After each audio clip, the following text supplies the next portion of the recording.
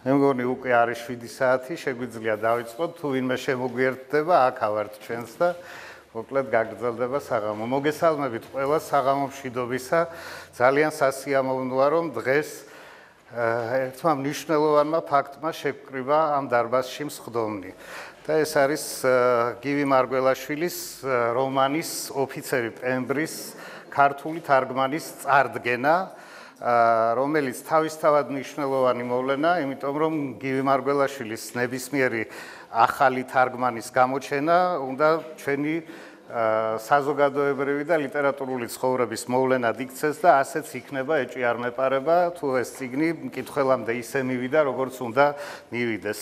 წიგნი გამოიცა კავკასიურ სახლში, საერთოდ კავკასიური სახლი არის დიდი მოამაგე, მოგეხსენებათ გივი მარგველაშვილის შემოქმედების არა მხოლოდ ქართულ ენაზე ათვისების, არამედ გერმანულ ნაწილშიც შეეშველა, მე მგონი, გერმანელ გამომცემლებს, იმიტომ რომ გარდა ქართული თარგმანებისა, სწორედ აქ მომზადდა, ანუ კავკასიურ სახლში მომზადდა ბადრი შარვაძის მიერ გივი მარგველაშვილის თხზულებების 5 ტომეული, რომელიც უნიკალური გამოცემა, იმიტომ რომ ამ გამოცემამ გააერთიანა არა მხოლოდ მისი მხატვრული ქმნილებები, არამედ გივი მარგველაშვილის როგორც ფილოსოფოსის კვლევის შედეგები და ძალიან მნიშვნელოვანი წიგნია, თავისთავად ასეთი სკრუპულოზური გამოცემა მე იშვიათად შემხედრია ქართულ სინამდვილეში, ამისათვის ბადრისთვის პირადად კი მithქვამს მადლობა, კარგი იყო რომ დღეს დარჩენილიყო, ის იყო მოსული და უბრალოდ ვერ გაჩერდა ჯანმრთელობის მდგომარეობის გამო და ნამდვილად დაფასების ღირსია და დიდ მადლობას იმსახურებს მთელი საზოგადოებისაგან, იმიტომ რომ გივი მარგველაშვილის არც ადამიანია ჩვეულებრივი, ვთქვათ და მით უმეტეს არც ხელოვანი და ასე მარტივი არ არის მისი შემოქმედების ათვისება, იმიტომ რომ ეს არის ძალიან დიდი და მრავალფეროვანი შემოქმედება, რომლის თითოეული წახნაგი არის იმდენად მნიშვნელოვანი, რომ ადამიანმა შეიძლება მთელი ცხოვრება იკვლიოს და ბადრი მოახერხა, რომ რაღაცნაირად ერთ ყალიბში მოექცია ბევრი ნაწარმოები, მისი ფილოსოფიური და ენათმეცნიერული ნაშრომები და რაც მთავარია, ტექსტები გერმანულად გამოიცა, ეს კიდე ცალკე დამატებითი პრობლემა შეიძლება იყოს გერმანულად და რუსულად და ეს ყველაფერი წაიკითხა ამ კაცმა კორექტურა რო წაიკითხო მარტო შეიძლება ამან გადაგიყოლოს თან და დიდი მადლიერების გრძნობით აღნიშნავთ ჩვენ როგორც ესა. ეხლა საერთოდ გივი მარგველაშვილის გზამკვლევი ქართულ სამყაროში თუ შეიძლება ასე ითქვას და ყველა სჭირდება გზამკვლევი, მეგზური და მოამაგე არის ნაირა გელაშვილი, იმიტომ რომ პირადად ჩემთვისაც გივი მარგველაშვილის სახელი ნაცნობი გახდა, როდესაც მე ვიყავი სკოლის მოსწავლე და ლიტერატურულ საქართველოში დაიბეჭდა, მე მგონი პირველი თარგმანები იყო, რომელიც ქართულად გამოქვეყნდა, გივის რამდენიმე ლექსი, ნაირა გელაშვილის თარგმანი და ვახუშტი კოტეტიშვილის არაჩვეულებრივი წინასიტყვაობით, სხვათა შორის ძალიან პატარა წინასიტყვაობა იყო, მაგრამ მტევადი და პოეტის დაწერილი და ეს იყო პოეტის შეფასება მეორე პოეტისა და მაშინ დავინტერესდი სწორედ ვინ იყო გივი მარგველაშვილი და მას შემდეგ აღმოვაჩინე, რომ ეს სანამ მე ჯერ კიდევ კავკასიურ სახლში მოვიდოდი და მე უშუალოდ ამ პროცესის ნაწილი გავხდი, რასაც ეს სახლი რა საქმიანობასაც ეწევა და შემდეგ ამას მოყვა მოწმენი სარკეში ორი პიესა გივი მარგველაშვილისა, რომელიც ასევე ნაირა გელაშვილის თარგმნილია. ეს პიესებიც ძალიან საინტერესოა თავისი არქიტექტონიკით, თავისი პრობლემატიკით და მნიშვნელოვანი მგონია ის, რომ ქართულმა თეატრმა აითვისოს გივი მარგველაშვილის დრამატურგია, იმიტომ რომ თუ გივი მარგველაშვილი დაიდგმება ქართულ სცენაზე, ეს იმას ნიშნავს, რომ ჩვენ თეატრს რაღაც ახალი განზომილება მიენიჭება. შემდგომ უკვე პიესების შემდეგ იყო ესე იგი მუცალი რომანი ჩამოთვლით ქართულად გამოცემულ ნაწარმოებებს, რომელიც გერმანულიდან თარგმნა მაია ბადრიძემ და დაიბეჭდა 2001 წელს გამომცემლობა დიოგენეში. სხვათა შორის ეს თარგმანი ისევე როგორც გივი მარგველაშვილის წიგნების უმრავლესობა კავკასიური სახლის გამოცემულიც და დიოგენეს ეს გამოცემაც უკვე ბიბლიოგრაფიული იშვიათობაა. ანუ ფაქტობრივად ქართულ საზოგადოებაში არსებობს დიდი ინტერესი ამ წერლის ნაწარმოებების მიმართ. შემდგომ იყო კაპიტანი ვაკუში, ავტობიოგრაფიული რომანი პირველი წიგნი იყო ეს კაპიტანი ვაკუში, რომელიც გერმანულიდან თარგმნა კარლო ჯორჯანელმა, ასევე კავკასიურ სახლში გამოიცა. მინდა გითხრათ, რომ ჩემთვის გარდა ნაირას თარგმანებისა, რომელიც უპირობოდ, ასე ვთქვათ, მიყვარს და სულ სხვა სიღრმეა იქ ვთქვათ ავტორის კვლევისაც და გააზრებისაც, ჩემთვის პირადად აი ეს კაპიტანი ვაკუშის კარლო ჯორჯანელისეული თარგმანი არის ერთ-ერთი სანიმუშო თარგმანი, რაც შეეძლო და როგორც შეიძლებოდა ამ წერლის გაგება, აც განსვენებულმა კარლო ჯორჯანელმა შესანიშნავად გადმოიღო ქართულად. და პროზაული მინიატურების წიგნი, რომელიც მე განსაკუთრებით მიყვარს, აქ ქონდა რომელიც მე განსაკუთრებით მიყვარს, ეს არის მე წიგნის გმირი ვარ, რუსულადაც არის და ქართულად თარგმნა ნაირა გელაშვილმა, რომელიც ქართულ-გერმანული ტექსტი გამოვიდა. შემდგომ ასევე კავკასიურ სახლში დაიბეჭდა კაპიტანი ვაკუში, უკვე გერმანულ ენაზე და კაპიტანი ვაკუშის მესამე წიგნი, ასევე ცალკე წიგნად გამოიცა და მე მგონი ესეც ბადრი შარვაძის დამსახურება იყო, რომ კორექტურა და ყველაფერი ბადრიმ გააკეთა. ეს იყო გივი მარგველაშვილის არაჩვეულებრივი რომანი, რომელსაც ჰქვია ქაინ მაროკო და არა მაროკო ქვეყანა და მეგობარი ქართულად რომ თარგმნოთ და ასევე რუსულად გამოცემული მისი მინიატურების კრებული აქ ნიშნი პერსონაჟ. გარდა ამისა, დაბეჭდილი გვაქვს მისი საენათმეცნიერო ნაშრომები, პოეტიკის და ფილოსოფიის სფეროში ნაშრომები და კარგია რომ აი ამ ოფიცერი პემბრის გამოცემას ფაქტობრივად შეიძლება არასრულია, მაგრამ ფაქტობრივი ბიბლიოგრაფია, რაც კი არსებობს გივი მარგველაშვილისა, თან ერთვის და დაინტერესებულ მკითხველს შეუძლია ეს ყველაფერი სინქრონულად და დიაქრონულად ნახოს, როდის რა დაიბეჭდა და გამოიცა. ეს ისეთი ამოუწურავი სამყაროა, რომ მე ვფიქრობ, ბევრი გააკეთა კავკასიურმა სახლმა, მაგრამ ერთი ინსტიტუტი ვერაუა ალბათ გივი მარგველაშვილის შემოქმედების მის წიგნებში დასმული უმნიშვნელოვანესი პრობლემების შესწავლას და ვფიქრობ, რომ საქართველოს ჯერ კიდევ წინა აქვს ის დრო, როდესაც გივი მარგველაშვილი უნდა აღმოაჩინოს და შესაბამისად დააფასოს როგორც გერმანულენოვანი ქართველი მწერალი და რაც მთავარია ამ სივრცის ქართული სააზროვნო სივრცის უშუალო და ბუნებრივი ნაწილი. იყო შემთხვევითი არ არის ის გარემოება, რომ რამდენჯერმე იყო ძალიან სერიოზული ინიციატივა გივი მარგველაშვილის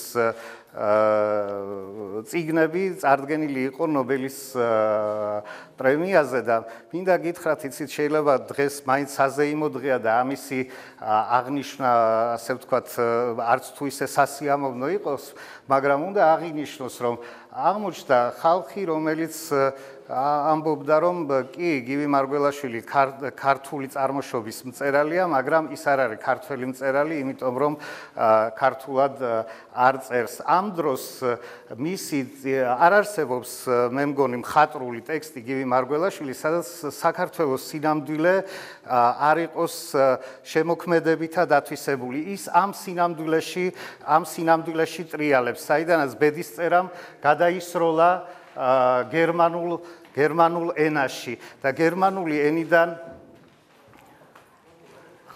გერმანული ენიდან მოუბრუნდა ის თავის საცხოვრის ქართულ ყოფიერებას და იცით ვაჟა-ფშაველას პერსონაჟის მუცალის მაგალითზეც რომ ვთქვათ, მუცალი ვაჟა-ფშაველასთან არის ეპიზოდური პერსონაჟი, რომელსაც ნაწარმოების დასაწყისშივე კლავენ, შემდეგ თითქმის იკეტება სიუჟეტი, თითქოს აღარ უნდა განვითარდეს და გივი მარგველაშვილთან ეს უკვე რომანის გმირად იქცა და სულ სხვანაირად ტრიალებს სიუჟეტი, რასაკვირველია აქ გამომსვლელები აღნიშნავენ მისი პროზის თავისებურებას, რომ ეს არის ინტერტექსტუალური პროზა, სადაც სიუჟეტის წინააღმდეგ ამხედრებულია ავტორი, შეიძლება ასე ითქვას და სიუჟეტი ჩემი ფიქრით და ობიექტურათაც ალბათ გივი მარგველაშვილისათვის ბედის წერას განასახიერებს და ეს სწორედ შეპირობებულია იმით, რომ გივი მარგველაშვილი იყო მუდმივად იყო თავისი ბედის წერის წინააღმდეგ კვლევაში, რომ როგორ მოხდა ის, რომ ქართველი ადამიანი აღმოჩნდა გერმანიაში, გერმანულ სივრცეში. შემდგომ მოტყუებით წამოიყვანეს საბჭოთა სინამდვილეში და მამა დახვრიტეს, ხოლო შვილი ერთი წლის შემდეგ კონცლაგერში, საკონცენტრაციო ბანაკში ერთი წლის ყოფნის შემდეგ ჩამოიყვანეს საქართველოში და მიაბარეს მისთვის ფაქტობრივად უცნობ მამიდებს და მერე შემოვიდა ამ სინამდვილეში და მე მგონია გივი მარგველაშვილის აი ეს თავარი რაც არის, რომ ხშირად ხდება, რომ ერთი სიუჟეტიდან პერსონაჟები ან გარბიან მეორე სიუჟეტში, ან კიდევ თვითონ ავტორი ეხმარება, რომ წავიდეს, ან სპეციალური დაწესებულება შექმნა, ლიტერატურული დაწესებულება და ამ დაწესებულების მეშვეობით ერთი ტრაგიკული სიუჟეტიდან გადადიან უსაფრთხო სიუჟეტში, ეს არის სწორედ გივი მარგველაშვილის პასუხი საკუთარ ბედის წერას და საკუთარ ბედის წერაზე და არც ის არის შემთხვევითი ჩემი ფიქრით, რომ გივი მარგველაშვილი ამ ცხოვრების ტრაგიკული სიუჟეტიდან გადასახლდა ლიტერატურულ სიუჟეტში, შედარებით უსაფრთხო სიუჟეტში. საქართველოს სინამდვილიდან თან წაიყოლა ეს სინამდვილე, მაგრამ გადასახლდა გერმანული ენის წიაღში და კაცი ვერ იტყვის, რომელი უფრო სამშობლოა მისთვის, საქართველო თუ გერმანული ენა, არა გერმანია უშუალოდ ვთქვათ, არამედ გერმანული ენა და ეს არის ძალიან მნიშვნელოვანი. ახლა მე ჩემზე უკეთესი სპეციალისტები არიან გერმანული ენისაც ხადია და მათ შესანიშნავად იციან, რომ გივის თითოეული წიგნი გამოირჩევა სწორედ აი ამ ენის წიაღში, ენის საოცარი წიაღსვლებით. აქ არის ვთქვათ სინტაქსის დონეზე სიახლეები, რომელსაც თვითონ გერმანელები აღნიშნავენ და მე წამიკითხავს ეს რეცენზიები. ლექსიკის დონეზე არის ძალიან ღრმა ლექსიკა აქვს, გერმანული ლექსიკა აქვს და გივი როგორც ცოცხალ არსებას, ცოცხალ სივრცეს, ისე პრობა თავის გერმანულ ენას, თავისი ქართული სინამდვილიდან, ქართული ყოფიერებიდან. მნიშვნელოვანია სხვათა შორის კაინ მაროკო რომანი, რომელიც მე ძალიან მიყვარს, თვითონ ამ რომანის სიუჟეტი არის მნიშვნელოვანი, ეს არის ფაქტობრივად ვეფხისტყაოსნის გმირებზე და ქართველ კაცზე, რომელიც ესე იგი ევროპაში ვთქვათ არის კაინ მაროკოელი გონიათ და მე როცა აღმოჩნდება, რომ არ არის მაროკოელი, ეს არის კაინ არა მაროკოელი, ესე იგი და ძალიან ეს არის ამ სამყაროებს შორის დგომა გივი მარგველაშვილისთვის, აი როგორი მნიშვნელოვანია, იცით, მე ხშირად მიგრძნია მაგალითად როგორც არაბული სპეციალისტს, რომ მე ვარ კაინ მაროკო რაღაც დონეზე. მე მგონი სიტყვა ძალიან გამიგრძელდა, ბოდიშს ვიხდი, მე მხოლოდ მოდერატორი ვარ, მაგრამ არ შემეძლო რომ არ მეთქვა ეს ყველაფერი. ახლა კი მართლა სპეციალისტებს გადავცემ სიტყვას და მე მინდა მიკროფონთან მოვიწვიო ქალბატონი ლალი კეცბა-ხუნდაძე, გერმანისტი, ივან ჯავხიშვილის სახელობის თბილისის სახელმწიფო უნივერსიტეტის პროფესორი, გერმანული ენისა და ლიტერატურის კათედრის გამგე. თუ ეგრე გქვია. მოვცან გავატონო. შენს მერე გამოსვლა ძალიან ძნელი იქნება ჩემთვის. ცოტა ხანს დაბძანდით ოღონდ და გივი აი რო ეს არა ქვია. უბრალოდ იმიტომ რომ ჩემი მოხსენება უფრო როგორ გითხრათ, უფრო სპეციალურია. მე როგორც ლინგვისტი ისე მიუდექი აი ოფიცერ პემბრის მე როგორც ლინგვისტი ვარ და ამიტომ როგორც ლინგვისტი ისე მიუდექი რა თქმა უნდა ამ ტექსტის შეიძლება ითქვას ანალიზს რომელიც ეხლა ესე თავისუფლად საუბარი ამაზე ცოტა რთული იქნება და ამიტომ რაღაც ნაწილებს აუცილებლად წავიკითხავ მაგრამ ეხლა მინდა გითხრათ რომ მთელი ჩემი არსებით მინდა მივულოცო ბატონ გივის ჯერ ერთი მე მგონი პირველი პრეზენტაცია ოფიცერ პემბრის ხო და რა თქმა უნდა ბატონ დაირასაც და არა მარტო მათ რა თქმა უნდა ლაშა დადიანსაც რომელმაც თარგმნა ეს ურთულესი ტექსტი რომელმაც შეიძლება ითქვას აი რაღაცა დიდი ღვაწლი გაიღო და დიდი შრომა ჩადო ამ ტექსტის თარგმანში თუმცა რა თქმა უნდა ჩემი მიზანი არ არის ის რომ შევადარო ეს ამოსავალი ტექსტი თქვა სამიზნე ტექსტს ორიგინალი თქვა თარგმანს არამედ უბრალოდ აღვნიშნო რომ ეს თავისთავად არაჩვეულებრივი ფაქტია ქართული ლიტერატურის თარგმანის ისტორიაში რომ აი ეს ტექსტი ითარგმნა ეხლა მე მინდა ერთი წუთით მაგათია ჩავიხედავ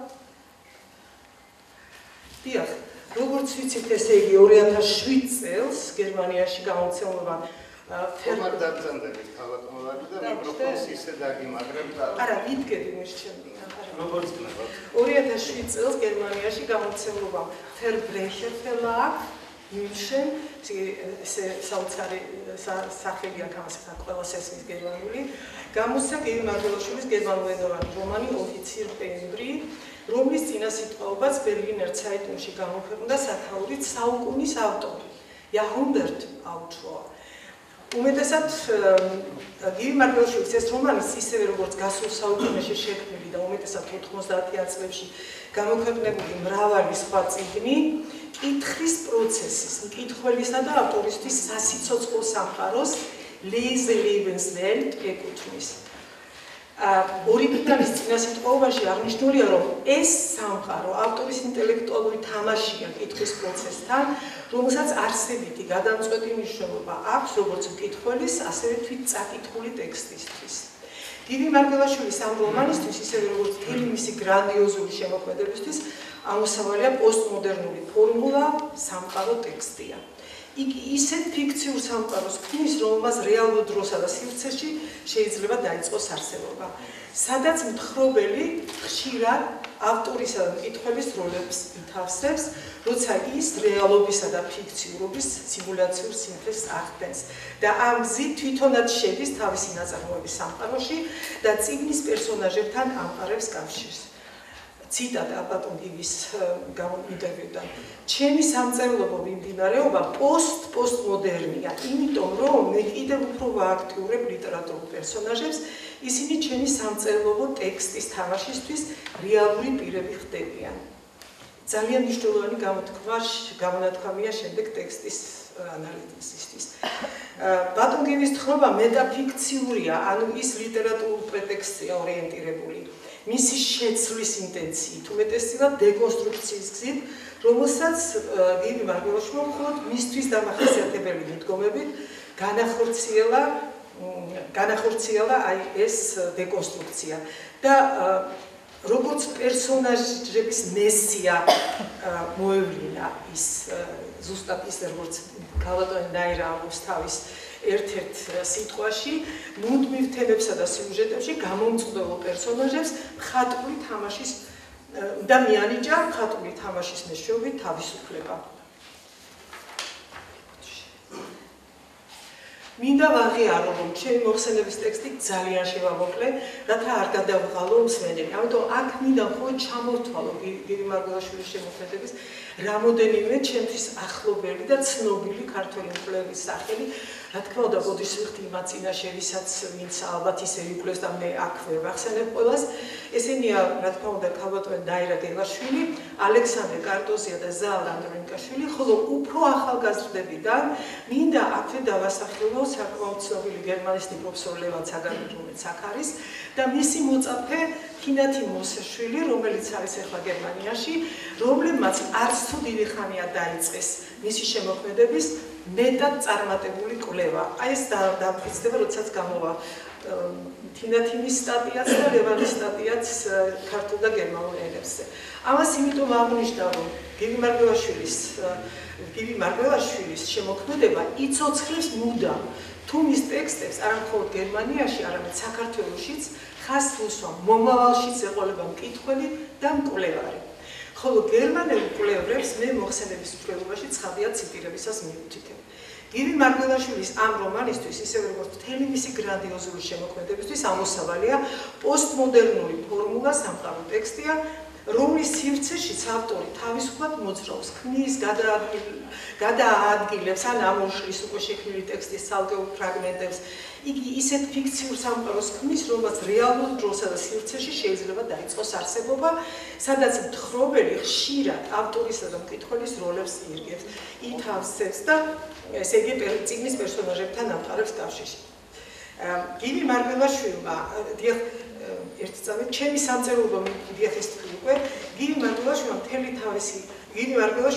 თავისი არსი დემოკრატია და მისთვის თავისუფლება უმთავრესი ღირებულება მისთვის არც ავტორი და არც ტექსტი ავტორიტეტს აღარ წარმოადგენს, რაც მთელი პოსტმოდერნული ლიტერატურის ერთ-ერთი არსებითი მახასიათებელია. მიუხედავად იმისა, რომ ბატონ გივის შემოქმედებას ფანტასტიკურ რეალიზმსაც აკუთვნებენ, მაინც მისი ტექსტები არ არის არც უბრალოდ რეალისტური, არც მხოლოდ შეთხზული, ან მხოლოდ ფიქციონალური, როგორც ეს მე-20 საუკუნის მოდერნისტი ავტორების შემთხვევაში იყო. არამედ მისი მთელი შემოქმედება არის მეტაფიქციური, რაც ასევე პოსტმოდერნიზმის დამახასიათებელი ნიშანია. მეტაფიქცია ზოგ შემთხვევაში საკუთარ კონსტრუქციასა და სტრუქტურაზე ანახულებს ყურადღებას, ხოლო სხვა შემთხვევებში ადრე შექმნილი ლიტერატურის ფორმალურ და ენობრივ თვისებებზე აკეთებს კომენტარებს. ძირითადად კი მეტაფიქციური თხრობა ლიტერატურულ პრედიქცია ორიენტირებული, მისი შეცვლის ინტენციით, უმეტესწილად დეკონსტრუქციის გზით. თუმცა გივი მარგველაშვილი ამას მხოლოდ მისთვის დამახასიათებელი მიდგომებით ახორციელებს. გივი მარგველაშვილი თქვის ლიტერატურული ტექსტის ონტოტექსტუალობაშიც იხდი. გივი მარგველაშვილი თქვის, რომ ადამიანი მიკროტექსტია, რომელიც მაკროტექსტში, ანუ დედაენაში, სახელმწიფოში, კულტურაში ცხოვრობს. ადამიანი ამგვარად თვითონ არის ტექსტი, რომელიც ტექსტში ცხოვრობს და გარკვეული სახით მისი ტუსაღიც არის. ამრიგად ისტორიაც ვითარდება ონტოტექსტუალურად, რადგან იგი შესაბამისად ტექსტებით არის განპირობებული საბჭოთა კავშირით დაინგრა, რადგან მონოთემატური შეიცვალა ჰეტეროთემატურით, რაც მეტად დადებითი მოვლენაა. უფრო მეტიც, კაცობრიობის კულტურული მეხსიერება ონტოტექსტუალურად არის ორგანიზებული, რომელიც დაწერილი ტექსტის სახით ინახავს კულტურას. მე პირად საუბრებში ვთქვია ბატონ გივის ჩემთვის, რომ აი ეს პირველი ძეგლი, რომელმაც ეს კულტურული მეხსიერება შემოინახა და ისტორიისთვის ძალიან მნიშვნელოვანია, ეს არის სწორედ ჰომეროსის ილიადა. საკუთარი ონტოტექსტიდან გივი მარგველაშვილმა საბოლოოდ რომ არ ამოვარდნილიყო საბჭოთა საქართველოს ძალდატანებით გადმოსახლებულმა, ამაზე საუბრა წინა გამოსვლელმა, გერმანულ ენაზე დაიწყო წერა და ეს მისთვის გადარჩენის კუნძულად იქცა. ამას ამბობს ზიგლინდე გაისელი გერმანელი მკვლევარი. ონტოტექსტური სამყაროს შექმნას გივი მარგველაშვილი განსაკუთრებული თანმიმდევრობით ახორციელებს მეტაფიქციონალური სტრატეგიით. წიგნი წიგნში ან ტექსტი ტექსტში. სწორედ ამ გზით ინაცვლებს იგი ერთი ფიქციონალური სამყაროდან მეორეში, როცა მეტათამაშის სტრატეგიები თვითონ როგორც თხრობელი და ან როგორც მკითხველი მასში არსებობას იწყებს. ამ მხრივ საინტერესოა მისი ეს უბრალოდ არ შემიძლია რო არ თქვა, იმიტომ რომ იმ წიგნმა, აი პატარა წიგნი ალიგზელენ რომელსაც ქვია შავი პატარა წიგნი, არაჩვეულებრივი ეს მოახდინა ჩემზე ეფექტი αυτή არაჩვეულებრივი ტექსტებია შემეძლო კიდევ რამოდენიმე მაქვს იმ ჩემს სტატიის ტექსტში, მაგრამ მე მხოლოდ ერთს მოვიყვან. ეს არის ძალიან დახვეწილი, მახვილგონიერი, 17 სტრიქონიანი მცირე ზომის ტექსტი, რომელსაც ქვია ოტელო ორგერიშტ. სადაც ოტელო ზედმეტი გულმოდგინებით უჭერს ძლიერ თითებს დეზდემონას ნასკისერს და მოსამართლეთა წინაშე ისმება კითხვა, რომელი ოტელოა დასაპატიმრებელი წიგნის სამყაროსი თუ რეალური სამყაროს ოტელოსის სცენაზე, რომელსაც დეზდემონა სინამდვილეში შემოაკვდა, შემოეხურჩო, ასე ვთქვათ. თუ ორივე ოტელო ერთად გასასამართლებელი, ამ შეკითხვებს ავტორი უშუალოდ კითხვას უსვამს, რომელსაც იგი მოუწოდებს სასამართლო პროცესში ჩაერთოს და ჩაერიგოს, რათა მკითხველამდე პრეტექსტიდან ახალ პრეტექსტში გადაინაცვლოს და თავისი მსჯავრი გამოუტანოს ოტელოს როლის გადაჭარბებული სიზუსტით შემსრულებელ მსახიობს. ჩემი აზრით, აქ საქმე ეხება მეტაფიქციური სტრატეგიებით განხორციელებულ დახვეწილ ირონიას, ენობრივ ესთეტიკურ თამაშს რეალურსა და ფიქციონალურ შორის, ან მინიატურულ პაროდიას დიდ ლიტერატურულ პრეტექსტზე, პაროდიას, რომელიც უშუალოდ მიმართულია პირველ რიგში მკითხველზე. რა არის ცხოვრება კითხვის პროცესში, ვინ ცხოვრობს ასე, მკითხველი თუ წაკითხული ვიღაც, რომელიც წიგნში როგორც პერსონაჟი არსებობს, აი ეს კითხვებია. ბატონ გივის მიერ დასმული. ცნობილი მკვლევრის ფრანკ თომას გრუბის თქმით, გივი მარგველაშვილი როგორც ავტორი წარმოუდგენელია მკითხველის, ეს არის ციტატა, ეხლა რასაც წავიღე, ოღონდ შემოკლებული ძალიან, მკითხველის გარეშე, რომელსაც ტექსტში სიცოცხლე შეაქვს, ხოლო ტექსტის სამყაროში პერსონაჟების შანსი რეალური გადარჩენისა არის ის, რომ ისინი იგივე დონეზე უნდა აღმოჩნდნენ, რომელზედაც რეალური მოკვდავი პირები არიან. რათა გამოხატვის დონეზე გარკვეული ელემენტების ურთიერთზემოქმედების შეცვლით შესაძლებელი გახდეს გარკვეული მოვლენების შეცვლა, ანუ მთლიანად ტექსტის შეცვლა. გივი მარგველაშვილის ბიოგრაფია და შემოქმედება გივი მარგველაშვილის ბიოგრაფია და შემოქმედება, მწერლობა, წერა, დაწერის წაკითხვა, მისთვის ავტორის წიგნის პერსონაჟებისა და მკითხველის დონეებზე, მისთვის ესე იგი ეს არის ყველაფერი განუყოფელი. მის მიერ მხატვრულად აღწერილი მოვლენები და მომენტები წაკითხვის პროცესში მკითხველის მიერ ფანტაზიის დონეზე გადამუშავდება და გაცოცხლდება. რადგან, როგორც ბატონი გივი ამბობს, როგორც გვკითხულობთ, ანუ თქვენ ჩვენ ვკითხულობთ, ისეც ცხოვრობთ. Denn wie sie uns lesen, so leben wir auch. ეს არის kurzer ეს არის ბატონი გივის გამონათქვამი, უბრალოდ გედიშტრედენ აი აქედან ამოვიდა ამ წიგნიდან, ძალიან საინტერესო წიგნია ეს გადაშორს. ეხლა გადავდივართ თვით ოფიცერ პემბრზე. ოფიცერი პემბრის რეალური და ფიქციური სამყაროები. რეალური ჭალებში რა თქმა უნდა. რომანი ოფიცერი პემბრი პრეტექსტის დეტექტიური ჟანრის მოთხრობა ჩარჩოს გამეორება ჩართული თხრობის პროცესში, ანუ სხვა წიგნის რეფლექსია. ესე იგი, თავის ტექსტში, ესე იგი, გივი მარგველაშვილი თომას ჰარისის გასულ საუკუნეებში დაწერილ ძველ თრილერს, კრავთა დუმილს, დეკონსტრუირებულ რეალობად და მომავლად აქცევს. ოფიცერი პემბრი შოკირებული, ეს არის ციტატა ტექსტიდან, გასული საუკუნის ძველი თრილერით კრავთა დუმილი, ასე ვთქვათ, მის მომავალში ბედის წერასავით ჩაწერილი, ესეც ციტატა რომანის წინათქმიდან. Ein lebensgefährlicher Schmöcker, კითხვის ანუ ცხოვრებისთვის საშიში კრიმინალური გასართობის საკითხავი. ასეთ ქვესათაურიც არის ეს კიდევ. მთელი რომანის ინიციაციაში პირველი თავის აბსოლუტურ დასაწყისში ავტორის გენიალური მცდელობა პრეტექსტის მნიშვნელობების თამაში კითხველი შესავალშივე ჩაითრიოს. ესე იგი, რეალურ საფრთხეში მყოფ რეალურ ოფიცერ პემბრის ჰყავს თავისი მოსახელე და იდენტური პარალელური ფიქციური პერსონაჟი ოფიცერი პემბრი, აი იმ რომანში, ჰერისის რომანში კრავთა დუმილი. ეს პრეტექსტი დეტექტიური ჟანრის რომანი გასულ საუკუნეში დიდი ხნის წინ შეიქმნა და უფრო ცნობილი 90-იან წლებში, გასული საუკუნის 90-იან წლებში გადაღებული ფილმი თრილერით გახდა, რომელმაც 5 ოსკარი მოიპოვა.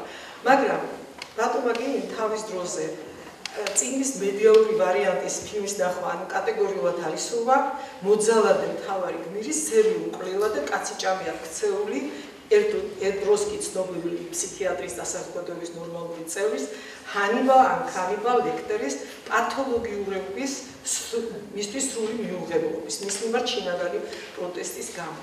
რომანში პირველ პირში და აწმყო დროში თხრობა სუგესტიურ ფუნქციას ასრულებს. მიანიშნებს თხრობების, ანუ ფსევდოავტორის და ამავე დროს მკითხველის, რაზეც მისი გვარის მეტაფორულად მიუთითებს მაინლიზარ, ჩემი მკითხველი, უპირველეს ამოცანაზე თხრობის ამჟამინდელ პროცესში არ დაუშვას მკითხველების მიერ მუდმივად რეკონსტრუირებული პრეტექსტის სიუჟეტური თემის გამეორება, რისგანაც მან რეალური პემბრის თავისი ჭალებში, ისე რა თქმა უნდა, რეალური პემბრი უნდა იხსნას.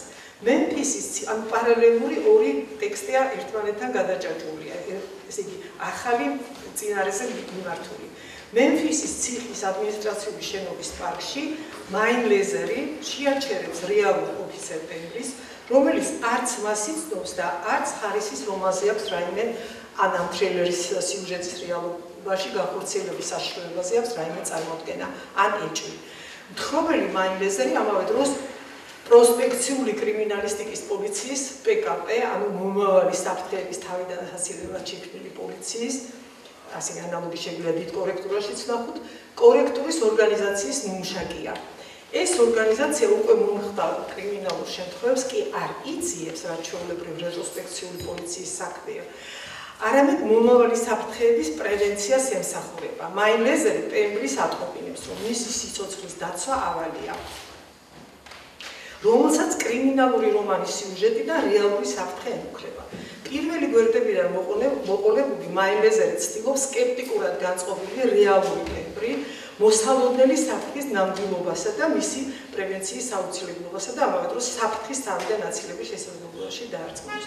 პემბრის შეკითხვა, საიდან არის ამ ინფორმაციის წინასწარი მოპოვება შესაძლებელი, ეგრეთ წოდებული მომავლის პოლიციისთვის, მაინლეზერი მიანიშნებს ყველაზე ნაკლებად პოეტურ, ანუ კრიმინალურ რომანებზე. კონკრეტულად კი ჰარისის კრაფთა დუნეზე, რომლის წაკითხვასაც ის მას ჯერ სთავაზობს, შემდეგ კი ავალდებულებს. ოფიცერ პემბრის დარწმუნება არც თუ ისი ადვილია და მოთხრობელი უფრო ზუსტად კი განსჯილი დრო რომანის ტექსტის თხრობის დროში მრავალ გვერდზე განივრცობა. ოფიცერი პემბრი არარეალისტური, არამედ ონტოტექსტური მეტაფიქციაა, რომელიც პრეტექსტს თომას ჰარისის კრაფთა დუნეს როგორც ფიქციას იყენებს, მაგრამ კი არ ეყრდნობა მას, არამედ ცვლის ახდენს მის დეკონსტრუქციას. თავარი ფიგურა აქ აღარ არის ჰანიბალ ლექტერი, ინტელექტუალი მკვლელი, არამედ ოფიცერი პემბრია, რომელიც წიგნის მთავარ პერსონაჟად გვევლინება. მისი გვარი წიგნის დიდი ასოებით აწერია ოფიცია პემბრი, რომელიც ჰარისის ცნობილ პრეტექსტში სრულიად შეუმჩნეველი და მეორე ხარისხოვანი პერსონაჟია, ეს ჩვეულებრივი ხერხია ბატონგივის, მხოლოდ რამოდენიმე გვერდზე რომ გაიელვებს, რათა მთავარი მოქმედი პირის ჰანიბალ ლექტერის მიერ იქნეს მოკლული. თავის ასევე შეუმჩნეველ კოლეგა ბოილთან ერთად. ეს იმის გამო ხდება, რომ როგორც გივი მარგველაშვილის შემოქმედებიდან ჩანს, ამგვარ მარგინალურ პერსონაჟებს ჩვეულებრივ მეტი თემატური თავისუფლება აქვთ, ვიდრე მთავარ მოქმედ პირებს. აი გავიხსენოთ ისე მუცალი და სხვა ტექსტები. თომას ჰარისის ფიქციის პერსონაჟებს და ოფიცერ პემბრის გაპერსონაჟებულ რეალურ პიროვნებებს ერთმანეთთან საბედისწორედ სწორედ თემა აკავშირებს და მათ ცხოვრებას განსაზღვრავს. იდენტური პერსონაჟები იდენტურ გარემოში. იმ მომენტამდე, როცა მაინლეზერი, როგორც PKP-ს მოხელე, შეეცდება, როგორც კრიმინალური პოლიციის მოხელე, შეეცდება ჩაერიოს რეალური პემბრის ცხოვრებაში, რათა პრეტექსტის მონოთემატური სიუჟეტით გამოწვეული საფრთხის თავიდან აცილება შეძლოს და ამით სიუჟეტი ჰეტეროთემატური, ამით თავისუფალი გახადოს. საბოლოოდ მაინლეზერი ხანგრძლივი მცდელობების შედეგად პემბრის შეხვედრები, ტელეფონზე საუბრები და ასე შემდეგ პრეტექსტის მომაკვდინებელი საშიშროების რეალობა არწმუნებს მას აი ამ საშიშროებაში.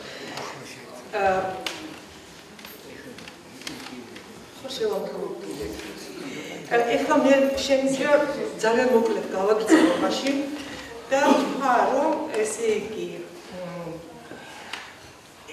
ეს არის საოცრად საინტერესო დისკურსი აი ამ მაინლეზერის პემბრისთან.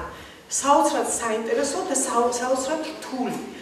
და ეს არის სწორედ იმისი ფონი, რომ აი ეს შედგეს ეს ონტოტექსტი, ანუ გადასახდეს გადასახდეს ოფიცერი პემბრი იქცეს აი რეალური ტექსტის ან რეალობის ერთ-ერთ ნაწილად. ესე იგი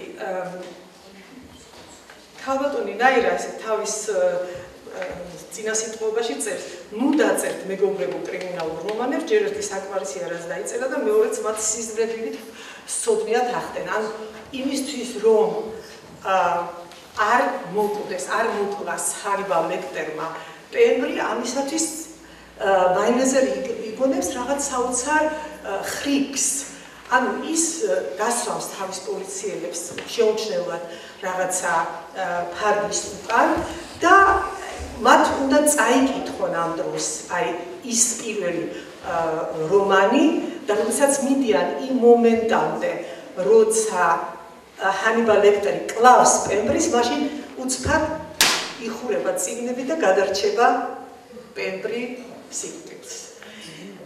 ეხლა მე ეს არის რაღაცნაირად უკუმეტამორფოზა შეიძლება ითქვას, ესე იგი მეტაფიქციის პერსონაჟები კი არ იჭრებიან პრეტექსტის სიუჟეტში კორექტურის მიზნით, არამედ დეტექტიური პრეტექსტის ფიქციის პერსონაჟები ტრანსფორმირდებიან ახალ კონტექსტში. ანუ ის არა მარტო თვითონ პემბრი, არამედ აბსოლუტურად ყველა პერსონაჟი ამ ჰანიბალ ლექტერზე და შექმნილი რომანის კრაფტადული ყველა პერსონაჟია აქ წარმოდგენილი, რასაკვირველია იმისთვის რომ არ მოხდეს ეს საზარელი, ის არ გამეოხდეს ეს საზარელი სიუჟეტი, რომელიც იყო ესე იგი აი ამ წინარე ტექსტში.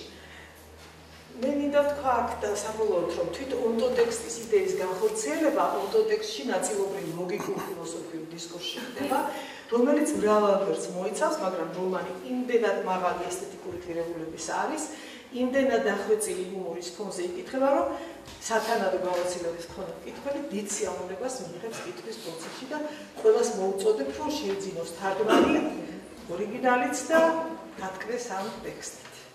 დიდი მადლობა.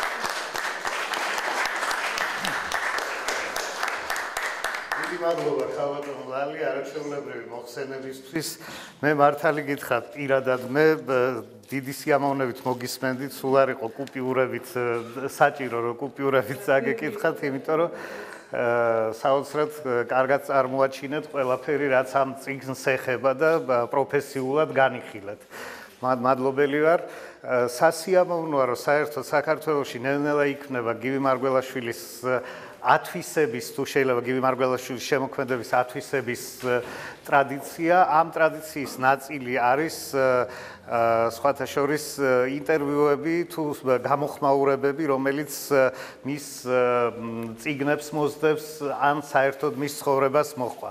ერთ-ერთი ბოლოდროინდელი მძაფრი შთაბეჭდილება, რაც მე ქართული ტელევიზიისაგან მიმიღია, ზოგადად ტელევიზორს აღარ ვუყურებ, მე მგონი უკვე 15 წელია, მაგრამ აი ამ ფილმმა ძალიან დიდი შთაბეჭდილება მოახდინა. ეს არის პირველი არხის ესე იგი დოკუმენტური სტუდიის და ქეთევან სადღობელაშვილის მიერ გადაღებული არაჩვეულებრივი ფილმი, ჩემი აზრით შეიძლება იქ შეიძლება ზოგმა იფიქროს, რომ სხვანაირად გაეკეთებია, მაგრამ როგორც გააკეთა, ეს არის სრულიად არაჩვეულებრივი. ჩვენ რამდენიმე ფრაგმენტი მოვამზადეთ ამ შესანიშნავი ფილმიდან დღეს და სანამ სიტყვას ჩვენს მომდევნო მომხსენებელს გადავსემდე, ეხლა ვნახოთ პირველი ფრაგმენტი.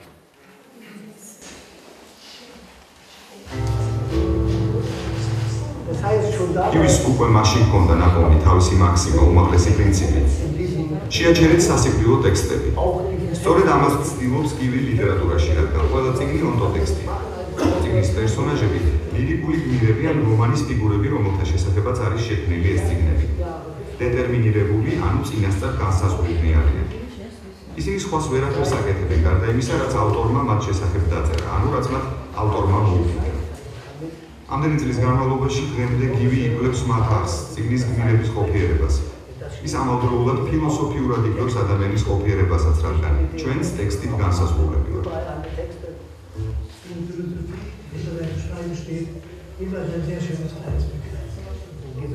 ყველა დიდი რომანი, რომელიც გივის დაუწერია, წიგნის გმირების ამა თუ იმ განსაკუთრებული თვისებების კვლევას ეძღვნება. მისი ლიტერატურით. რადგან ეს ლიტერატურა უნიკალური ლიტერატურაა და ძალიან სამწუხაროა, რომ ეს ლიტერატურა არ ესმის. რადგან მხოლოდ რეალისტურ საკითხავს სჭირდებიან და არ აქვს წმენა ტექსტისა, რომელიც რეალისტური კითხვის ფარგლებს სწავლდება.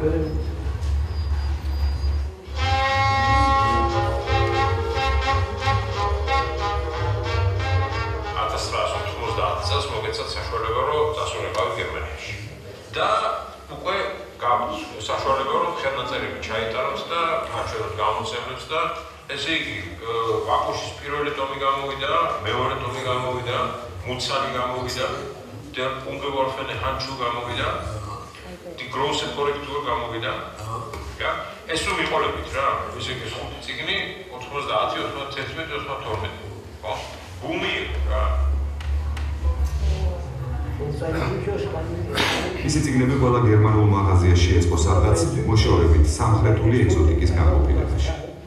გივის მემუდარებლები გვარი გადაიკეტენ, რამე პოსტმოდერნული დაიქვი, რადგან გერმანიაში წიგნს ამ სახელითა და გვარით გივი მარგველაშვილი ვერ გაგიგებთ. ახლა გია შესაძლებელი, მაგრამ მაშინ შეუძლებელი იყო. მაშინ საქართველოს საერთოდ უცნობი იყო და სახელი ძალიან უცხოდ ჟღერდა. გივი მითხრა არ შეიძლება, მამაჩემი მოკლეს და უგირსი შვილი ვიქნები გვარი რომ გადავიკეთო. ესე როცა დაინახეს დიდმა გამოცემები რომ წიგნი ვასლავაც ნიფაკუბაец ყველამ გამიშვა. 1994 წელს მან გერმანიის მოქალაქეობა მიიღო. ეს მისთვის დიდი მოვლენა იყო. ამას მოჰყვა პრეზიდენტ ჰერცოგთან შეხვედრა. ამის შესახებ ცალკე უნდა გიგებოთ. მოკლედ, დაპატიჟებულები ვართ ბელგიუმში, მივედით პრეზიდენტის სასახლეში. გივი ძალიან მოვიდებული და მორწყვი ზის კუთხეში, განაპირას. არავინ რომ არ შეაწუხოს. მე ვუთხარი, გივი დარჩი შენ აქ და მე ვიზრუნებ ყველაფერზე მეთქი. მივედი პრეზიდენტთან და ვეუბნები. ბატონო პრეზიდენტო, გივი მარგველაშვილი არის აქ მეთქი. მან გასაოცარი რა უთხრა. გივი მარგველაშვილი. გივი მარგველაშვილი. მასთან აუცილებლად სურს საუბარი, ეს ნამდვილი იყვანია. როგორ გამიმართლა? თუ შეიძლება გააკეთეთ ამის ორგანიზება. ერთ წრეს დავარტყამ სტუმრებს მივესალმები და თქვენთან მოვიდე. მართლაც მალე ჩვენთან მოვიდა. გივიმ მას უთხრა. იცით პრეზიდენტო, მამაჩემისთვის გერმანია თავშესაფარი იყო. აი ჩემთვის კი გერმანია სამშობლოა. Aber für mich ist Deutschland Heimat. Also sehr, sehr ძალიან ლამაზად.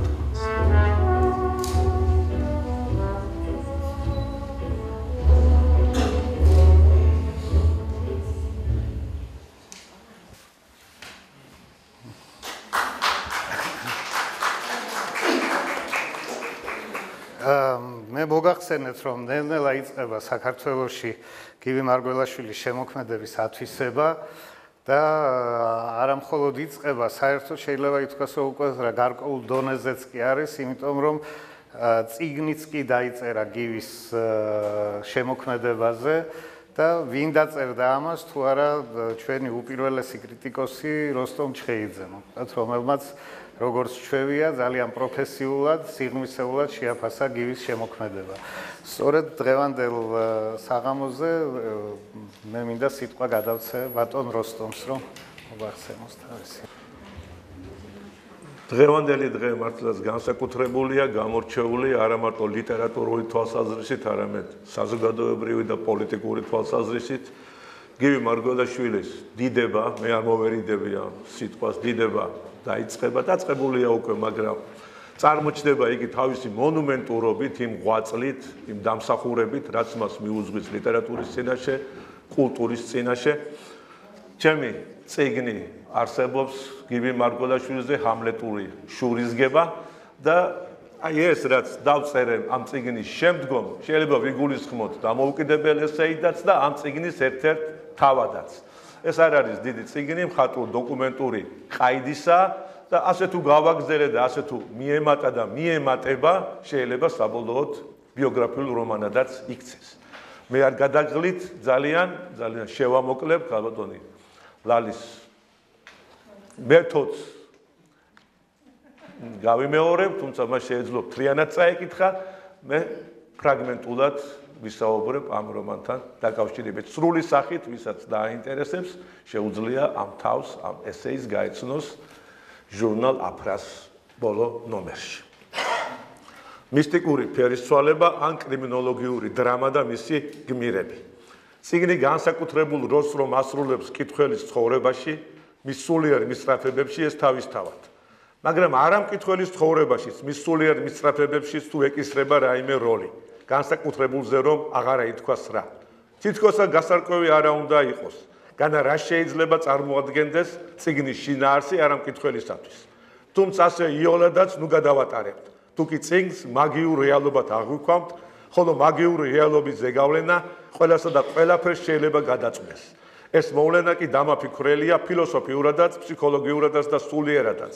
და თუ გიჩნდება სურვილი ჩაუკვირდე მკითხველის ფსიქოლოგიას, არა მკითხველის ფსიქოლოგიამაც შეიძლება გაგიყოლიოს და გაგიყოლიოს სწორედ იმ თვალსაზრისით. წიგნის ზეგავლენა რომ წვდება. მკითხველის ცხოვრებაში რომ ასრულებს განსაკუთრებულ როლს, ეს თავისთავადო. თუმცა ჩაძიება, ჩაღრმავება და შესაფერისი მხატვრულ ფილოსოფიური გამოხატვა მასაც ესაჭიროებოდა და მიგელ და უნამუნო თავის ერთ უმთავრეს ასპარეზად რომ გაიხდიდა ამ მიმართულებით ფიქსად და წინამორბედ მწერალთა პერსონაჟების ბეჭი ჩარევასაც გივი მარგველაშვილი გამორჩეულად დაინტერესდებოდა ამ როლით პერსონაჟთა მესიობისა. ეს ქალბატონმა ნაირამ ისეთ ზუსტად მოუძებნა შეფასება მას რომ აქედან ამ წრიდან ვერ გამოვართ გიორგიმაც ახსენა ქალბატონმა ლალიმაც და ყველაზე ზუსტი დახასიათება პერსონაჟთა მესია. დამთერ თავის შემოქმედება სულაც ამ ღერძზე ასხამდა. ის რაც უნამუნოსთან წარმატებული დასაწყისი გახდათ გივი მარგველაშვილთან ერთიან სისტემად და მონუმენტურ შენობად უნდა გადაქცეულიყო, გაღრმავებულიყო, გაშლილიყო, განტოტვილიყო და არაერთი შრე და ნიუანსი მოეცვა, თვალში საცემიც და ფარულიც. და გერმანული ენოვანი ქართველი მწერალი დაუმცხრალობასა და ახალ-ახალ ნაკადთა მიგნების წყურვილს უნდა მიეყვანა ტომას ჰარისის რომანამდე კრავთა დუმილი, დეტექტივადაც რომ წარმოგვიდგება და ველურ ტრილერადაც. რომანამდე, რომელსაც სხვა არც არავინ გაიხსენებდა და შერჩებოდა მხოლოდღა ბიბლიოთეკის თაროებს, როგორც სარკოფაგს. რა უცელობლობა იყო მისი გახსენება. რა ცნობის ძალის უნდა მიეყვანა გივი მარგველაშვილი ამ დეტექტივამდე. განარა საზრდოთა შესაძლებლობა უნდა მიეცა კრავთა დუმის მისი მხატვრული წარმოსახვისა და გაქანებისათვის. გასაგებია, შოთა რუსთაველის ეპიკური ქმნილებებით რომ დაინტერესდებოდა, თუ როგორ ეხუთებათ სული ვეფხისტყაოსნის პერსონაჟებს ერთ უხეირო გერმანულ თარგმანში. ან ახალი აღთქმა რომ მიიზიდავდა ბეთლემელ ახალშობილთა გადასარჩენად თითქოს და გარდუვალი გაჟლეტისაკენ. ან და ვაჟა-ფშაველას პოემა ალდაქეთელაური. ის კი არა, ამჯერად არც იკმარებდა ამ ეპიკური ქმნილების წიაღში შეღწევას და თავისი რომანის მთავარ გმირად აქცევდა არა ალდაქეთელაურს, არამედ ეპიზოდურ პერსონაჟს მუცალს. პოემის დასაწყისშივე აღსრულებულს ალუდას ხელით. ცხადია მუცალი ეპიზოდური პერსონაჟი გარეგნულად გახდათ, თორემ განსაზღვრავდა პოემის სულისკვეთებასაც და მხატვრულ იდეურ მწამსაც, რაკიღა მასთან ორთაბრძოლის შემდგომ უნდა მომხდარიყო ალუდას არსებაში სრული ფერისცვალება და კიდეც უნდა დაეფუძნებინა ახალი რჯული, რაკიღა მისი გაგვიძებული ცნობიერება ვერ ყოფასა და წარმოდგენებს ვეღარ შეეგუებოდა. მაგრამ ან ტომას ჰარისი რას წარმოადგენდა და ან მისი რომანი, რომელშიც ასევე ეპიზოდური პერსონაჟი უნდა გამოერჩია. თუმცა მუცალისგან განსხვავებით, ოფიცერი პემბრი სულაც არ განსაზღვრავდა კრავთა დუმილის მხატვრულ კონცეფციას. აკიდეც რომ განესაზღვრა, ვითომ რა მნიშვნელობა ჰქონდა ამ რიგითი თხზულების იდეურ მრწამს. მარგველაშვილის რომანთა შორის უნდა გამოჩენილიყო იმ რომანის, იმ ეპიზოდისა და იმ პერსონაჟის შთაგონებით შექმნილი ოფიცერი პემბრი.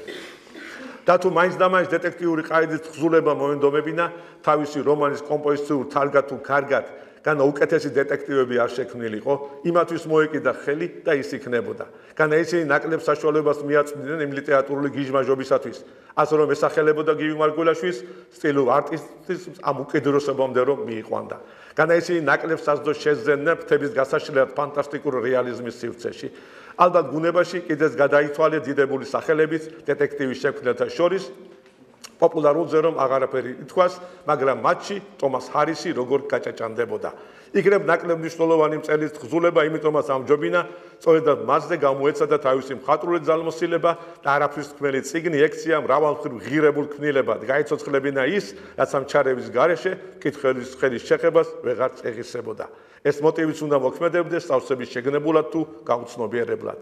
ისევე როგორც წამიერად გადაელვებული პერსონაჟი ხორცით აღსილიყო და მთავარი გმირის მოვალეობა ეტვირთა. ეტვირთა და კიდეც წარმატებით გაერთმია თავი, რა კი არავინმე სხვის არამედ გივი მარგველაშვილის ხელი შეხებოდა მწერლულ საიდუმლოებათა კარის შეხსნაში გაწაფული. თავისთავად საკმაოდ სავსებით კმარა ეს მოტივები კრავთა დუმილის გამოსარჩევად ნაცრისფერ დეტექტივთა შორის, მაგრამ ეგებ კიდევ იყოს სხვა ბიძგი თუ გარემოებაც ტომას ჰარისი ასეთ ბედს რომ ეწეოდა, გაცოცხლდებოდა და რარიგად გაცოცხლდებოდა. გაუმართლებდა მწერალ დეტექტივის. და მის ეპიზოდურ პერსონაჟსაც რადრიგ გაუმართლებდა. ერთ მშვენიერ დღეს მაინ ლეზერი, ანუ ჩემი მკითხველი, რომ უნდა გამოცხადებოდა პროსპექტური კრიმინალისტიკის წარმომადგენელი და აღჭურვილი იმ მეთოდებით, რომლებიც სრულიად განსხვავდებოდა იმ მეთოდთაგან, კრიმინალური პოლიცია რასაც იყენებდა და მთავარ მომენტად მიიჩნევდა კვალის ძიებას. დაეტოვებინა თუ არა ბოროტმოქმედს კვალი, რომელიც იკითხებოდა და რომელსაც მასთან უნდა მიეყვანა სამათა დამცავები. პროსპექტული კრიმინალისტებისათვის კი ყოველთვის ცნობილი გახდათ, თუ ვინ იყო ავაზაკი და რაც ჩაინდენდა. ამიტომაც უმთავრეს მნიშვნელობას აინჭებდნენ იმას, რომ დანაშაული არ მომხდარიყო, მკვლელი მკვლელად არ ქცეულიყო, თაღლიც არ ეთაღლითა, ქურდს არ ექურდა. და რადგან მუდამ წინასწარ იმყოფებოდნენ საქმის კურსში, თუ როდის და სად იყო განსაცდელი მოსალოდნელი, საშუალებას ჰქონდათ სიმთხილე გამოეჩინათ და საქმეში ჩარეულიყვნენ. ათა ადამიანთა პერსონაჟების ორეულთა ბედი სხვაგვარად ცხადია, ბევრად უკეთესად წარემართათ.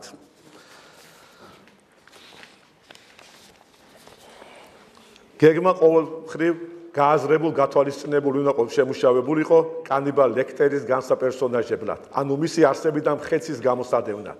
ამ ურთულესი ძნელად წარმოსადგენელი პროცესის ხორცშესასხმელად, მაგრამ მოულოდნელად ისეთი დაბრკოლება უნდა გადაღობებოდათ, წინასწარ მზადება კინაღამ წყალში ჩაეყრებოდათ. რეალური პემბრი როგორ უნდა ქცეულიყო თავისივე ხსნის მკითხველად, როდესაც კრიმინალური რომანი უეცრად უნდა გაცოცხლებულიყო. პემბრის ხელიდან გასხლტომოდა ბურთები და იქვე ახლოს დაცემულიყო, მაგრამ კი არ გადაშლილიყო, არამედ დახურული დარჩენილიყო იატაკზე. და პერსონაჟად გარდასახული მკვლელი უნდა გაჰყვეს დრამის ინტენსიურ დაძაბულ ნაკადს პერსონაჟად ქცეული მსხვერპლისაკენ. რომელსაც მთლიანად დაუკარგავს ლექტერზე ზემოქმედების ძალა და სკამზე ჯდომი, იმას ღეროდება წიგნის თემის კვალობასა და წამიწამზე სიცოცხლეს თუ მოუსწრაფონ. ამ საბედისწერო წუთებში საქმეში უნდა ჩაერივნონ მეხანძრეები, რათა შლანგები გახსნან და ლექტერი წყლის ნაკადთა ძალით დასცენ ძირს, მაგრამ არავითარი წყლის ნაკადი არ გადის ილუზორულ კედელში. ახლა მსროლელთა რაზმიც უნდა გამოვიდეს ასპარეზზე, ფუჭაც რომ უნდა ჩაუვაროთ მცდელობა, რეალურ პერსთა განპერსონაჟებამ სნაიპერებს თითები დაუდამბლავოთ და იარაღის ლულებში ტყვიები გაუჩეროთ. და უკანასკნელ წამს უნდა ამოქმედეს ის ერთობლივი გადაწყვეტილება პერსონაჟ პემბრის გარეშე მიუგნებელი რომ დარჩებოდა. ახლა კი 7 ჯერ უნდა გახმიანებულიყო მკვეთრი აფეთქების მაგვარი გრიალი და პერსონაჟად ქცეული მკვლელი ძირს დაცემულიყო, რადგანაც კრიმინალური რომანის 7-ვე გამოცემა ერთდროულად და ლამის გურგვირმით უნდა დახურულიყო. 7-ვე მსროლეს კრავთა დუმილი 238-39 გვერდებზე ექნებოდათ გადაშლილი და მაინ ლეზერის ბრძანებაზე მთელი ძალით ერთდროულად და საშინელი ზალპით დახურავდნენ. და კიდეც დაენარცხებოდა კამარა შეკრული მკვლელი იატაკზე, გარდუვალ სიკვდილს გადარჩენილი პემბრი კი სანიტრებს გაზახებდა. ახლავე ჩააცვით შეშლილის პერანგი. ვაი თუ განპერსონაჟება შეუბრუნდეს და უეცრად ისევ ქილერად იქცესო. და ოფიცერი პემბრის სიუჟეტური ხარგა კიდეც აქ უნდა ამოხვეულიყო და ყველაზე ეფექტურ საშუალება და უნივერსალურ მეთოდად განპერსონაჟებისა უნდა აღიარებულიყო გადაშლილი წიგნთა სათქი დახურვა, როგორც ერთობლივი და ერთდროული გასროლა, რითაც შეიძლება დაძლეულიყო რეალურ პირთა პერსონაჟებად გადაქცევის ეპიდემია და ასე აღსრულებულიყო რევოლუცია პროსპექტული კრიმინალისტიკის პოლიციის საქმიანობაში. და ხელის გაწმენაზე უნდა გაელვებულიყო დრო, როდესაც დამნაშავეებს კამარში გარჭობილი პისტოლეტების ნაცვლად კრიმინალური რომანებით აღჭურვილი შევებრძოლებოდი. ესეც ის ბედნიერი ფინალი, ვეფხის ტყაოსნული თხისა და მგრის ერთად ზოვის იდეალურ სურათს იდეალური სურათის თავისებური ვარიაცია. შესაფერისი ახალი ჟამისათვის, როდესაც წიგნი მაგიურ ძალასა და განსაკუთრებულ მნიშვნელობასაც შეიძენდა და კიდეც დაკარგავდა ზემოქმედების უნარს. ღმერთს მოკლებული დრო, წიგნს მოკლებულ დროს რომ გაუთანაბრდებოდა და უცნაურ მეტამორფოზებსაც დაუდებდა სათავეს. მეტამორფოზებს, რომლის ზეგავლენითაც კრიმინალური ლიტერატურა სრულ ასპარეზსა და გასაგანს პოვებდა. და გივი მარგველაშვილისათვის ამ ყაიდის მწერლობა აღმოჩნდებოდა ერთგვარი საწინჯი ქვა, რადგან მკითხველისათვის გაესი გზე განებინა თუ რაოდენ საშიშია წიგნი, თუ კი თავის ჭეშმარიტ დანიშნულებას არ ასრულებს, ლაგამიზნულია გონების დასაბნევად, ადამიანთა ზომბირებისათვის, მასობრივი ადამიანის ჩამოსაყალიბებლად, დასამოქმედება მისი, თუ წინ არ აღუდგები, ყოვლის მომცველი შეიძლება აღმოჩნდეს და წალეკოს ყველა და ყველაფერი, რაკიღა მისი მაგიური ძალა ერთნაირად ვცედება მკითხველზეც და არა მკითხველზეც. ტომას სტერნს ელიოტი იშვიათი ინტუიციის, დაკვირვებისა და ანალიტიკური გააზრების წყალობით მიაგნებდა იმ თეზას, რომ დაკარგული საუკეთესო ქმნილებანიც კი ახდენდნენ სასიკეთო ზეგავლენას შთამომავლებაზე, ეს კი ნიშნავდა, რომ შეეძლოთ აიყოლიებინათ მკითხველის და არა მკითხველის. და ამ თვალსაზრისით გარშემო ესე შემოუხსოვდა. გივი მარგველაშვილი სხვა კუთხიდანაც გახედავდა ამ თეზას და დაინტერესდებოდა სახიფათო შინაარსის წიგნების თუ ახდენდნენ გავლენას არა მკითხველზე, ანუ მათი დაკარგვის შემთხვევაში გრძელდებოდა თუ არა იდუმალად მოქმედი საწამლავი. ვაი რომ გრძელდებოდა და ამ თვალსაზრისით გარშემო შემოუხსოვდა ექსპერიმენტულ რომანს, მონუმენტურს თავისი შინაარსით, რადგანაც ასეთი ჩაღრმავება პერსონაჟთა ფსიქიკაში, ასეთი ნიუანსობრივი შეგრძნება ყოველი დაწერილი ტექსტისა, ასეთი მონაცვლეობა რეალურობასა და ირეალურობას შორის მარტოდენ წარმოსახვის ძალითა და მისი ფოირი ვერკული ამოფრქვევით ვერ მოხერხდებოდა. აუცილებელი გახლდათ წიგნის განცდა ცოცხალ არსებად და მის წიაღში ისე შეღწევა, მარტოდენ გარედან კი აღარ დაკვირვებოდა, არამედ შიგნიდანაც გამოეხედა ყოფითი სამყაროსაკენ და ამ ორმაგი ხედვით აღებეჭდა ეს ორიგინალური ქმნილება, ოფიცერი პემბრი, თანაც ტრაგიკული რეალობის შემომატრიალებელი. მის ტიპიკური მეტამორფოზა ამ შემთხვევაში ფერის თვალების თქმა რომ სჯობს, რეალური და ირეალური პერსონაჟებისა უნდა დასრულებულიყო კანიბალ ლექტერის სასიკეთო გარდასახვით, დამაცაც ისევე დაეღწია თავი პარალელურობისათვის წიგნისა და ცხოვრების ტექსტ რეალობებს შორის, როგორც ოფიცერ პემბრი სამუესუნთქა მშვიდად იმ ძაფრის სულიერი მშფოთვარების შემდგომ, გადარჩენის გზებს რომ ეძიებდა და ერთად ეძოვათ ახალი ცის ქვეშ, ახალ მიწაზე თხასა და გერცს. დიდი მადლობა ბატონო როსტომ არაჩვეულებრივი მოხსენებისთვის, რომელიც მე ბეჭდურად წაკითხული მაქვს რასაკვირველია, მაგრამ ყურიც სიამოვნებით დაგიგდეთ. წეგან მოგახსენეთ, რომ ბატონი გივი მარგველაშვილისათვის გერმანული ენა იქცა თავშესაფრად. და საბჭოთა სინამდვილეში მას ჰქონდა კიდევ ერთი, ალბათ რამდენიმე თავშესაფარი იყო ასეთი, მაგრამ ერთი თავშესაფარი იყო ფილოსოფიის ინსტიტუტი. და სწორედ იმ ადამიანების გამო, იმ პატიოსანი და მოუსყიდველი ადამიანების გამო, ვინც იქ მუშაობდა და ვინც კოლეგიალური და ადამიანური სითბო აჩვენა მას თავის დროზე, ვისთანაც დამეგობრდა, ძალიან სასიამოვნოა, რომ დღევანდელ საღამოზე მობრძანდა ბატონი ნოდარ ნათაძე. ცნობილი ფილოსოფოსი და მინდა მას გადავცემ.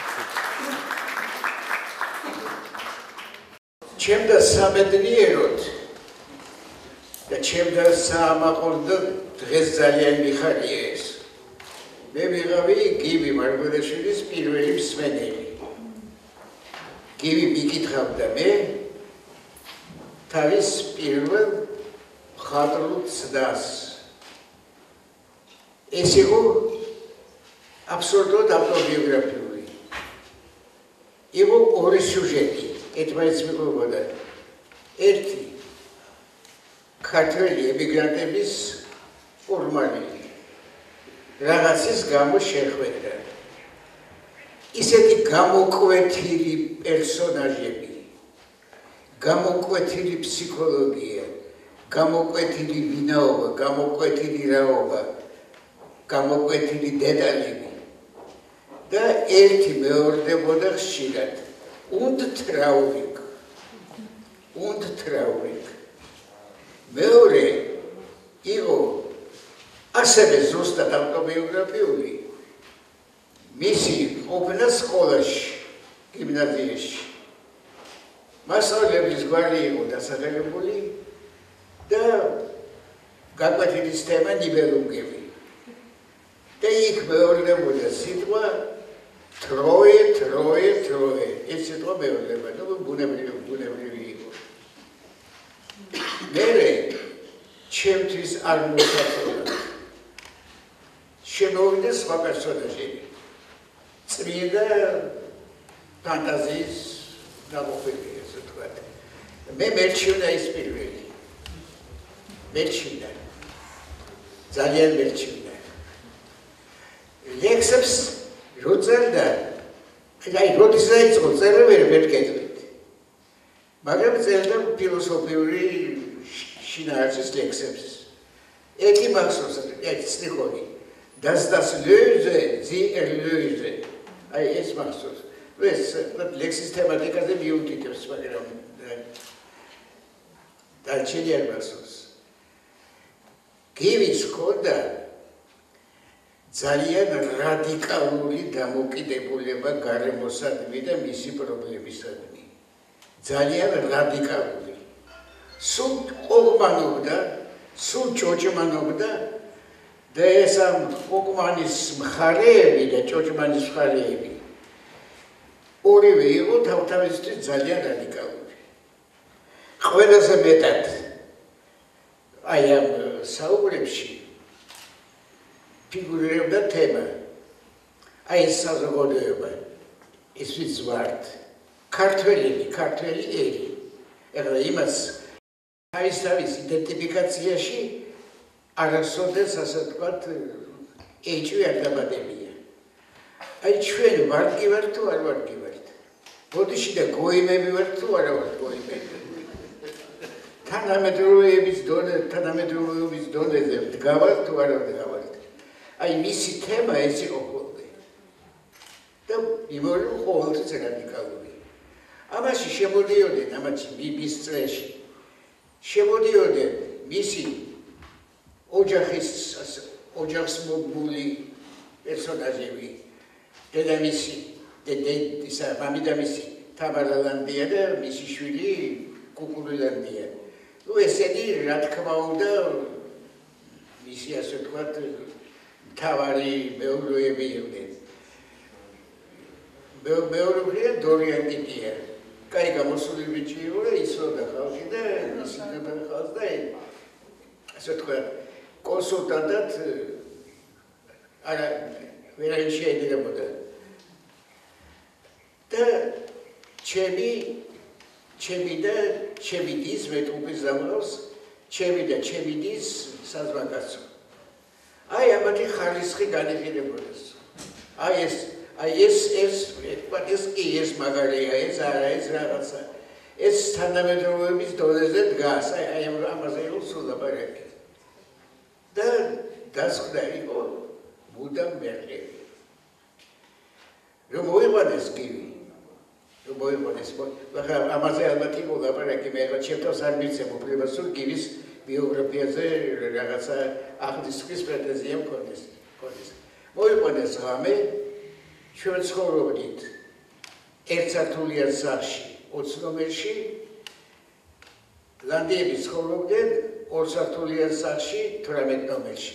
შუაში გადიოდა როდენის ქუჩა. და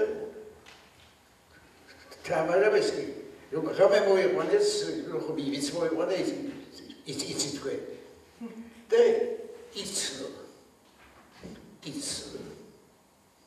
უნახავი, სულად უნახავი იცნო. რა თქმა უნდა გადაეხიდა, რა თქმა უნდა ტრიუმფით დასრულდა. ძალიან შინაური ტრიუმფით დატარდა ეს ყველაფერი. მერე პირდაპირ ეს იყო ზაფხულში მოხდა ესა. პირდაპირ მიაბარეს უნივერსიტეტში, პირდაპირ მესამე კურსზე. ინგლისური ფილოლოგიის ფაკულტეტის მესამე კურსზე დასვეს. იმავე ჯგუფში იყო ჩემი დაც. ასე რომ ერთად გაიზარდნენ, ასე ვთქვათ. ნაძვის ხეებზე და აი ამებზე ეს ერთი საზოგადოება იყო. ხო და ჩვენი ამიტომ ასე ვთქვათ ჩვენი წრეც ყავდა სულ ხედავთ საერთში. შემდეგ დიდი ხანი, რაღაცა დიდი ხანი, აი ასეთი ყოველდღიური კონტაქტები აღარ მახსოვდა. გივი უფრო მეტად ცოტა უფრო ფართო წრეში გავიდა თავისიანებისაგან და ერთი ასე ვთქვათ დეტალი ვიცით ამ გადასავლის, რომელიც შეიძლება არ უაბრია გივის თქვენთვის. ციხეძირში იყვნენ სეზონზე. ციხეძირში იყვნენ სანატორიუმში თუ უნივერსიტეტის დასასვენებელ სახლში იყვნენ იქ. და გივის უნებურად მიაკელეს მეტაფორა, სტაბილური მეტაფორა მუხამური. იმიტომ რომ აღმოჩნდა რომ ამ მიმართულებითაც გამოჩეული ტალანტები ასე ვთქვათ ჰქონდა. შემდეგ მიდიოდა უფრო ფართო წრეშიც. რუსეთში სადაც რაღაცები გადიოდა და იქაურობა რა თქმა უნდა ყოველთვის აღქმული ჰქონდა ნეგატიურად. ახალი ტიპაჟი შეხვდა, შიგადაში გაინტერესებდა, რაღაცა დამაინტერესებელ თვისებებს ათხოვდა, მაგრამ ძალიან არა. ძალიან არა. პოლიტიკურად იყო ყოველთვის ანტი, რა თქმა უნდა. და ამ გამოთქვას ხმარობდა სულ. genau dasselbe. სადაც გავიზარდე, ზუსტად იგივე დავხვდა აქ. ეს სტაბილური ფორმულა იყო. შემდეგ რაღაცა სიტუაციას ყვებოდა.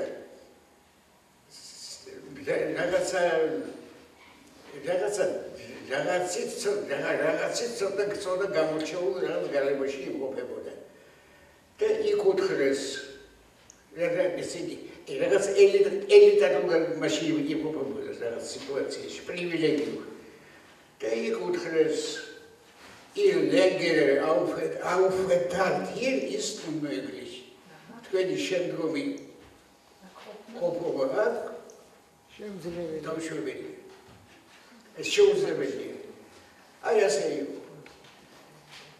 მე ეს უკვე სხვა, ეს უკვე ახალი ბიოგრაფია, ეს უკვე ახალი ცხოვრება. გივი მუშაობდა უცხოენათა ინსტიტუტში და მე გადმოვიდა ფილოსოფიის ინსტიტუტში. დიდი ხნის დაწყებული მქონდა იქ მუშაობა, თუმცა ფილოსოფოსი არ ვიყავი სპეციალობი და არა ვარ. და იქ წმინდა ფილოსოფიური ინტერესების გამო გადმოვიდა. იმიტომ რომ ჰქონდა იდეები, ჰქონდა თემები, ჰქონდა ახალი მოსაზრებები, რომელთა რეალიზაცია უნდოდა. წერდა, ჩემდა სამწუხაროდ, მე რაღაც ისე გეტბილად საყვედურო ვიყოლე. წერდა რუსულად. ფილოსოფიურ შრომას წერდა რუსულად. ყველა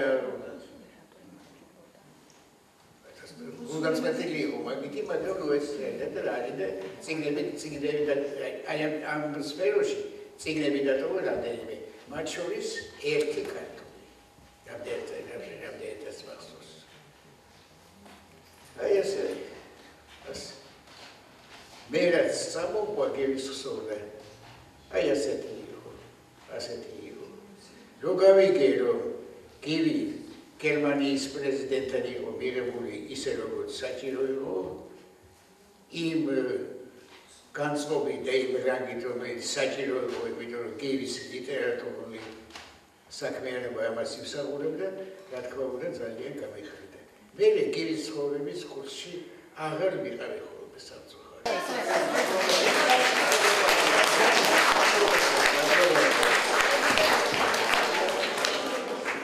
ძალიან რო არ გაგვიგრძელდეს ჩვენი დღევანდელი შეხვედრა, ლევან ბრეგაძეს ალბათ ლევან ბრეგაძის გარეშე არ გამოვა და ხო რამდენიმე სიტყვა გითხრას. რამდენიმე აი მინაწერებს წავიკითხავ და უცბად ვიტყვი რა შეიძლებოდა აქედან გამოსულიყო თუ დავწერდი სერიოზულ მოხსენებას ან ნაშრომს. ისე აქ მიმწერია სახალისო რომანი რეცეპციულ ესთეტიკაზე.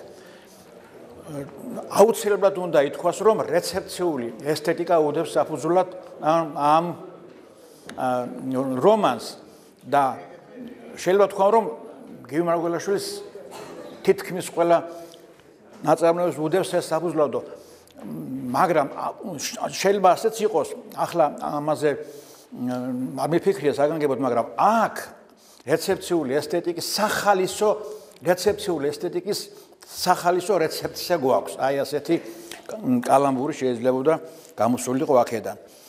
ხო, ამისთვის მომენიშნავს გვერდი 131 და 133 და მაინც ვნახოთ, აბა რა წერია მან. 131 აი ეგერ არის. ხო, პერსონაჟების დიალოგი არის და ერთი ამბობს. ჩვენი პერმანენტული კონტაქტი მხოლოდ ინდივიდუალურად გადამარჩენს. მხოლოდ როგორც ცალკე აღებულ პიროვნებას, წიგნის მხოლოდ ამ ეგზემპლარში, რადგან აქ მე შენი წარმოდგენა ვარ, მაგრამ არც ეს არის ცუდი და მე და ბოილს ძალიან გვახარებს ეს ამბავი. ხომასია ჯეიმს. აი ესე როცა წიგნი ცოცხლდება, მაშინ ეს არის ერთ-ერთი მთავარი დებულება გივი მარგველაშვილის, როდესაც მას მკითხველი კითხულობს, მანამდე იქ ყველაფერი გაჩერებულია და მკვდარია და აი მხოლოდ მაშინ მოძრაობს. დიახ, რა თქმა უნდა, ეს არის რეცეპციული ესთეტიკა. კიდე ერთხელ ვიტყვი, სახალისო რეცეპციული ესთეტიკა გახლავთ ეს. შემდეგ, ხო, კითხვის ძალა 111 გვერდი. აქ ეს მთელი ეს ბრძოლა ლიტერატურის ერთი ნაწილის წინააღმდეგ, რაც ამ წიგნში არის, იმის გამო ხდება, რომ კითხვას აქვს ძალა, წიგნს აქვს ძალა და დამანგრეველი ძალა აქვს ამ წიგნს, რამდენიც არ უნდა იძახონ წიგნთ მოძულეებმა, რომ წიგნი არაფერიც აღარ არის, წიგნი მოკვდა, წიგნი არც ადამიანი და არც ახლა არ არსებობს. წიგნს აქვს უზარმაზარი დამანგრეველი ძალა აქვს და აი ეს არის აქ სწორედ გათამაშებული აი ამ რომანში ეს თვისება. ხო, ზე ინტელიგენტური განგსტერი ძალიან კარგი რამეა. და შემდეგ რეცეპციული ესთეტიკა წეღარო თქვი 131 გვერდზე ეს ახლა უშუალოდ გადადის აქედან ხო, როდესაც ჩვენ გივი მარგველაშვილზე ლაპარაკობთ, იქ ცხადია გივისთან შეხვდება ტექსტში თემა, ეს ისეთ სიტყვა გათამაშებულიც აქვს მუცალში თემი და თემა ქართული ერთი ასე ვთქვათ, ერთი სიტყვის ქართული და არაქართული მნიშვნელობების თამაში არის ძალიან მახვილგონიურული. გივი ამაზე უკვე გიორგიმაც მიანიშნა და განსაკუთრებით ცლად ქალბატონმა ლალი ისაუბრა და მეც ამას ვერსად ვერ წავალ, მეც უნდა ვთქვა, რომ თუ გვინდა სწორად გავიგოთ გივი მარგველაშვილი, იმ თავით უნდა ვიცოდეთ, რომ მასთან თემა და სიუჟეტი სინონიმები არის ბედისწერის სინონიმები არის და ახლა მეორე დებულება, ვისაც უნდა რომ ეს რომანი გაიგოს და შემოქმედება კარგად გაიგოს, იმან უნდა დაფიქრდეს აი ასეთ რაღაცებზე. და აი ეს რაღაცები ჩამწერია ამასთან დაკავშირებით სწორედ. ანტიკურ სამყაროში ასე იყო. ყველა რეალური ადამიანის ბედისწერა გულისხმობდა იმას, რომ იგი სიკვდილით დაამთავრებდა არსებობას. ადამიანი მოკვდავი იყო, ღმერთები იყვნენ უკვდავნი და ამას ვერავინ გაექცეოდა. თუმცა ბევრი ცდილობდა უკვდავების მოპოვებას. ბევრი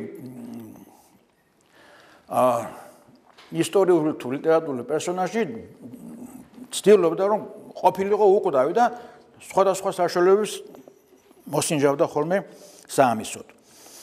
რაც რეალურ ცხოვრებაში შეუძლებელი იყო, მაგრამ ხერხდებოდა წიგნებში. ადამიანები უკვდავნი ხდებოდნენ, ანუ თაობათა მეხსიერებაში რჩებოდნენ იმით, რომ მათზე ლიტერატურული ტექსტები იქმნებოდა, გაგვით ვიტყვი, რომ პლატონის ნადიმში უკვდავების ფორმებზე რომ არის საუბარები, იქ ეს აწრილებით არის განხილული. ამ სახის უკვდავება, ხო, ჰომეროსის უკვდავებას რო ეძახის პლატონი. ამ რომანში პირიქითა, ვინაიდან რა მოხდა ამასობაში, ბედისწერის ანტიკური კონცეფცია ისტორიაში ჩაბარდა. ქრისტიანული მოძღვრება აღიარებს ადამიანის თავისუფალ ნებას, მას აქვს არჩევანის უფლება და მე ოღონდ პასუხი უნდა აგოს მან ამ თავის არჩევანზე. მაგრამ ცხოვრება რომ შვენიერი იყოს, ამაში ადამიანებს ხელს უშლის ლიტერატურა. კერძოდ ლიტერატურულ ტექსტებში აღწერილი ვერაგობები, მზაკვრობები.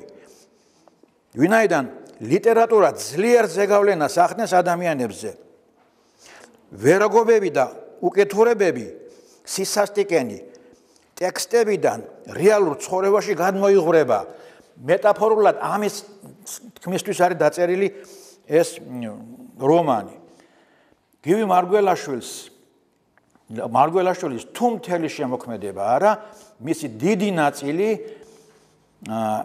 იმისთვისაა მოწოდებული, რომ შეასუსტოს ლიტერატურის მავნე ზეგავლენა. უფრო ზუსტად მავნე ლიტერატურის, ანუ სისასტიკისა და ვერაგობის ამსახველი ლიტერატურის ზეგავლენა ადამიანებზე. და აქ ეს ასეთი დიდაქტიკური აზრები, რომ სერიოზულად იქადაგო, იმაზე მოსაწყენი ცხოვრებაში არაფერი არ იქნებოდა და ვერც შედეგს ვერ მიმაღწევდით.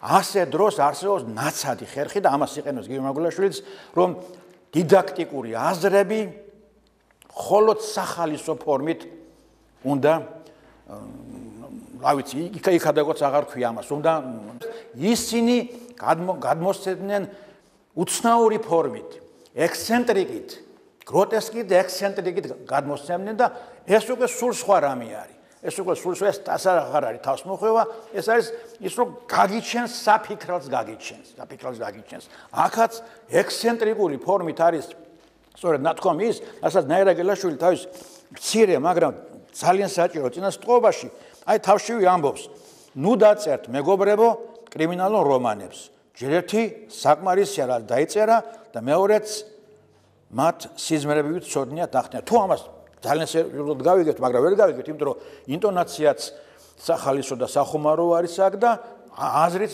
ექსცენტრიკული არის, რომ მოინდომო ამას რანაირად მიაღწევ. მაგრამ ჩვენ ხვდებით რა იგულისხმება აქ, რა ნაწილი იგულისხმება დიდი სიმართლისა. და ბოლოს დავამთავრებ იმითი, რომ აი ეს, რაც ახლა წავიკითხე, რაც ნაირად ასე აქვს ფორმულირებული, აი აღძრავს ასეთ კითხვას. ეს კითხვა ადრე რო დაგვესვა, როცა გინდა, ოღონდ, არა ჩვენს დროში, როცა გინდა დაგვესვა, კრეხელობა, არა, ხო, დიახ, იყო ისეთი ეპოქები, როდესაც ამ კითხვას სერიოზულად სვამდნენ, მაგრამ უკვე აი დიდი ხანია, საუკუნეებია, რაც კრეხელობად ჩაითვლებოდა იმ კითხვის დასმა, რომ ლიტერატურა უნდა ასახავდეს თუ არა ცხოვრებას და რეალობას. ამ კითხვის ეს თუ რიტორიკულად თუ დასვამდი, მხოლოდ ამ კითხვას, რა თქმა უნდა ასახავდეს. აბავისად უნდა ეს ლიტერატურა თუ ცხოვრებას არ ასახავს და რეალობას არ ასახავს.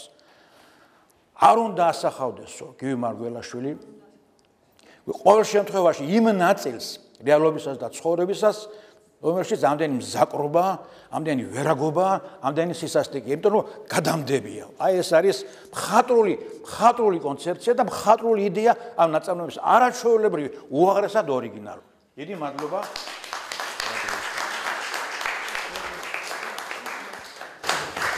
დიდი მადლობა ბატონო ლევან, თქვენი არაჩვეულებრივი დაკავშირებებისათვის, როგორც ყოველთვის იყო ძალიან საინტერესო და კარგი.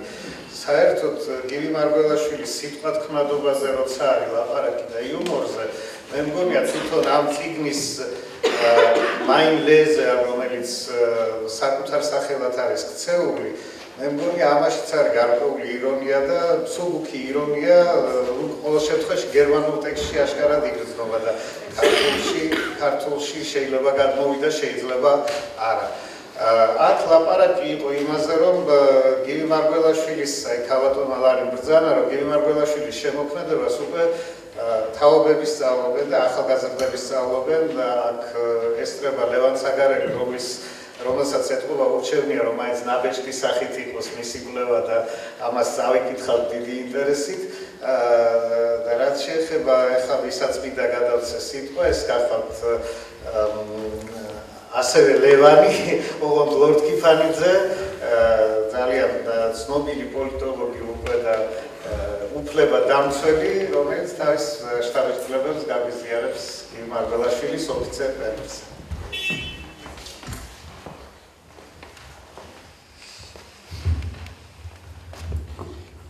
მოგესალმებით, დიდი მადლობა ამ შესაძლებლობისთვის. ცოტა უხერხულად ვწდობ თავს, იმიტომ რომ აქ აუდიტორიაშიც ისეთი ხალხია შეკრებილი და ისეთი ხალხი გამოვიდა სიტყვით, მე რაღა უნდა დავამატო, ეს ძნელი წარმოსადგენია.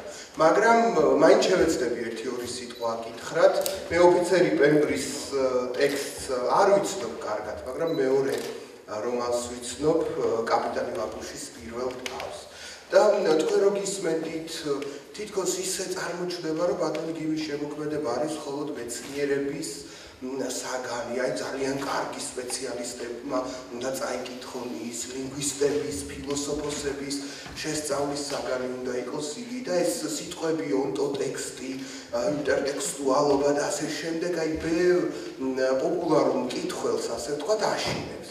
და მე მინდა რომ მათ მიმართო, ნუ შეგეშინდებათ მეგობრებო, იმიტომ რომ აი კაპიტანი ვაკუში ეს რომანი, ვფიქრობ რომ ძალიან კარგად წარმოაჩენს აი იმ საზოგადოებას, რომელშიც მოუხდა ცხოვრება ბატონ გივი მარგველაშვილს. თქვენ იცით რომ იგი ჯერ ნაცისტურ გერმანიაში ცხოვრობდა და შემდეგ საბჭოთა საქართველოში მოღვაწეობდა. და აი მის რომანში არის ძალიან მკაფიო, ძალიან მარტივად გასაგებად, ძალიან კარგად წარმოჩენილი ის მოდელები, ის სოციოლოგიური სტრუქტურები, რომელიც აი ამ ორ საზოგადოებაში არსებობდა. აი ჩემზე წარუშლების დაბეჭდილება დატოვა იმ ორმა მოდელმა, რომელიც წარმოდგენილია ამ რომანში.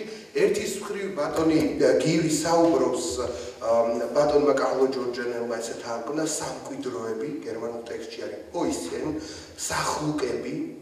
და ეს არის საზოგადოების ისეთი უჯრედი, სადაც არის მკაცრი იერარქია, სადაც ყველა ერთნაირია, სადაც არსებობს მამასახლისი, სადაც ამ მამასახლის ემორჩილები არიან, სადაც სულ მუდამ დარაზმულები არიან, სულ რაღაცის მოლოდინში არიან, სულ რაღაცა უნდა გააკეთონ, სულ რაღაც გეგმას მიყვებიან, სულ რაღაც ბრძანებას ელოდებიან. და თუ დააკვირდები ჩვენ საზოგადოებას, მიუხედავად იმისა, რომ არც ნაცისტურ გერმანიაში ცხოვრობთ და არც საბჭოთა საქართველოში, მაინც ესეთი ჰოისხენები, იერარქიული სტრუქტურები, ქვეშევრდომებით დაკომპლექტებული ჯგუფები მრავლად არსებობენ, რომლებიც თვითონ ვერ აზროვნებენ, ყოველთვის ელოდებიან ზემოდან სიგნალის მიღებას, ყოველთვის ელოდებიან, რომ ვიღაცას დაემორჩილონ და მისი ბრძანება შეასრულონ და დამოუკიდებლად მოქმედება არ შეუძლიათ. აი ამავე რომანში ბატონი გივი აღწერს მეორე მოდელს საზოგადოებისას, რომელსაც ბატონი კარლო ჯორჯიანი თარგმნის როგორც მოლოდინის ციხე-კოშკი. იგი ვარტბურგები, ხომ? და ეს პირიქით სრული ანტიპოდი არის იმ მოდელისა, რომელზეც წეღან საუბრებთ, სახლუკების მოდელის სრული საწინააღმდეგო სისტემა. ეს არის არაიერარქიული გაერთიანება, მრავალფეროვანი გაერთიანება. სადაც ამ გაერთიანების წევრები ერთმანეთს არ გვანან, სადაც არ არსებობს ეს მუდმივი მობილიზება და არასრულობა, სადაც ეს ერთმანეთისგან განსხვავებული ადამიანები თავისუფალ ურთიერთობაში არიან ერთმანეთთან და ის არ ყავთ მამასახლისი, არც მამასახლის სინუსი და ხელოვნების კულტურის გზით ცდილობენ რომ გათავისუფლდნენ აი იმ ტოტალიტარული სისტემებიდან, რომელიც მაშინ არსებობდა და მე ვფიქრობ რომ დღესაც არსებობს სახეცვლილი ფორმით და თან რა არის ყველაზე მნიშვნელოვანი იცით რომ აი ამ მოლოდინის ციხე-კოშკის მკვიდრნი არიან დევიანტები სოციოლოგიური ტერმინით რომ ვთქვათ. ანუ ჩვენ თახო ვიცით ძალიან შეჩვენება რომ ვიღაცას მეძავს დავარქმევთ და გავრიყავთ საზოგადოებიდან, ვიღაცას გიჟის სიარლის მივაკერებთ და გავრიყავთ საზოგადოებიდან. აი ბატონი გივი გვიჩვენებს იმას, რომ აი სწორედ ეს გარიყული ადამიანები ახერხებენ აი ესეთ ასე ვთქვათ ავტორიტარულ და ტოტალიტარულ სისტემაში სინდისის შენარჩუნებას საზოგადოებისთვის, ვისი ღირსების გადარჩენას და ალტერნატივების ჩამოყალიბებას, განსხვავებული მოდელების და ხედვების წარმოჩენას. ასე რომ მე მოუწოდებდი თქვათ ჩემი თაობის წარმომადგენლებს, რომ ყურადღება მიაქციონ ბატონი გივის რომანებს და არ შეეშინდეთ იმ ტერმინების იმ ასე ვთქვათ თქვენ არა მხოლოდ ყველა ამას აკეთებს არ შეეშინდეთ აი ამ გარემოსი ძალიან ბევრ ჩვენთვის საჭირო და დღევანდელი სიტუაციისთვის აქტუალურ საკითხებს აღმოაჩენთ იქ და მე ბატონ ნოდარს მინდა მოგრძალებით გამოვეხმაურო მე კავკასიურ სახლში მუშაობ და ამას წინათ ძალიან მძიმე ამოცანის გადაწყვეტა მოგვიწია ჩვენ რომ ბატონ გივისთან მივიდა ჩვენი IT სამსახურის წარმომადგენელი ანუ თანამედროვე ტექნოლოგიების ინტერნეტ ტექნოლოგიების წარმომადგენელი და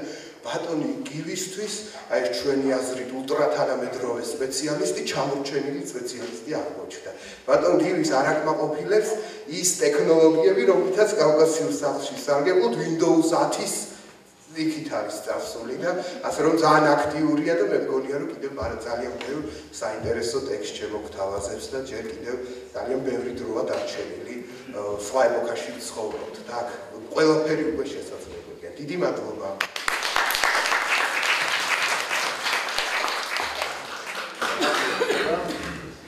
შესანიშნავი სიტყვისთვის და მე მგონი ძალიან გამიგრძელდა დღევანდელი საღამო მაგრამ საბოლოო ასე ვთქვათ სეფეს სიტყვისთვის მინდა გივი მარგველაშვილის ყველაზე დიდი მოამაგე და როგორ გითხრათ ცხოვრების გამზიარებელი თუ შეიძლება ასე ითქვას და საერთოდ მისი ყველაზე უკეთ დამნახავი მოვიწვიო სიტყვის საფუძვლად ქალბატონი ნაირა გელაშვილი.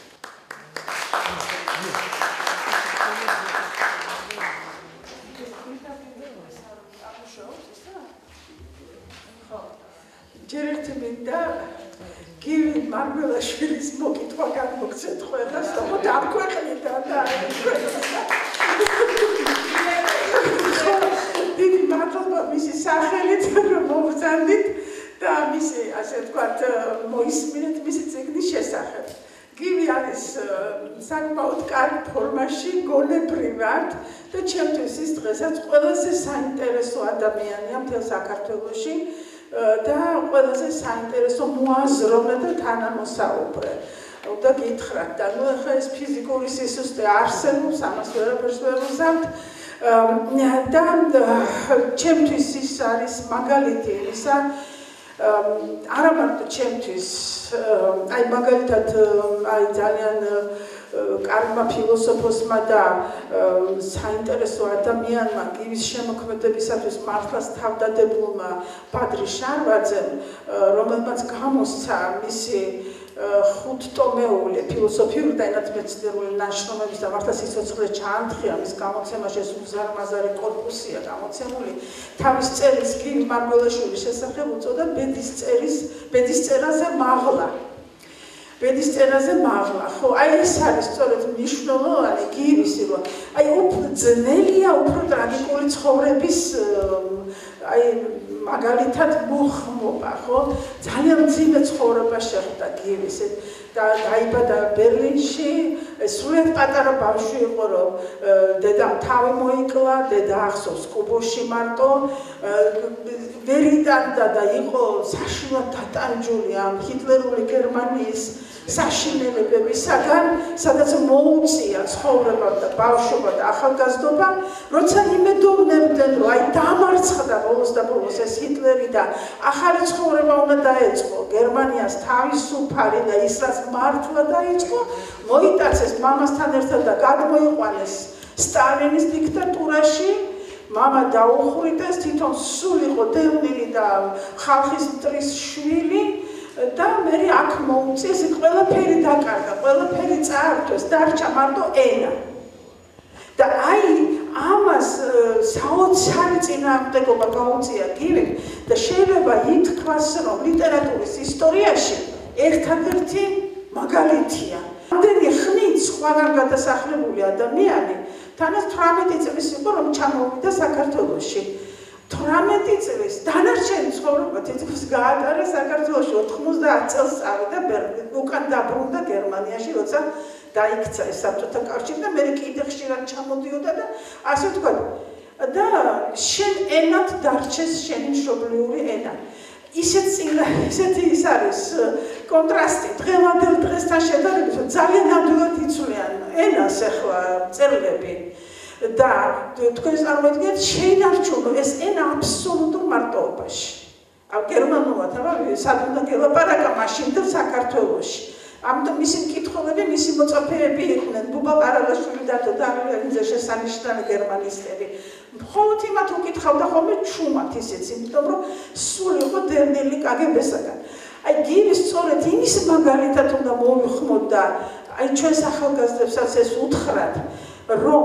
უმძიმესი ცხოვრების უმძიმესი პირობების მიუხედავად ამ ადამიანმა შესძლო ბედისწერაზე ამაღლება იმით რომ ეს ბედისწერა გაანალიზა და მხატვრშემოქმედებად აქცია და გაიცინა მასზე გივის აქ საოცარი სიცილი დღესაც ვინც მას იცნობს ის ძალიან ხმამაღალი და აი ესეთი სიცილია და მისი შემოქმედებაც ეს არის მისი შემოქმედებაც არის ამაღლება ყველანაირ ბედისწერაზე აი ამ თვალსაზრისით გესმით რომ მაღლა დგას ამ ყველაფერზე მაღლა დგას და ეხლა სხვა დაწერდა ისეთ საშინელ ტრაგიკულ ავტობიოგრაფიას ისეთ საშინელ ტრაგიკულ ამბებს როგორც წერდნენ საერთოდ ამ საბჭოთა კავშირის მწერლები მაგალითად და ისე რომ წერდნენ თავისთვის და საერთოდ ახასიათებს თანამედროვე ლიტერატურას ეს აი საშინელი ნეგატივი ვაიბიში და უბედურება რის წინააღმდეგაც გივი არის ამხედრებული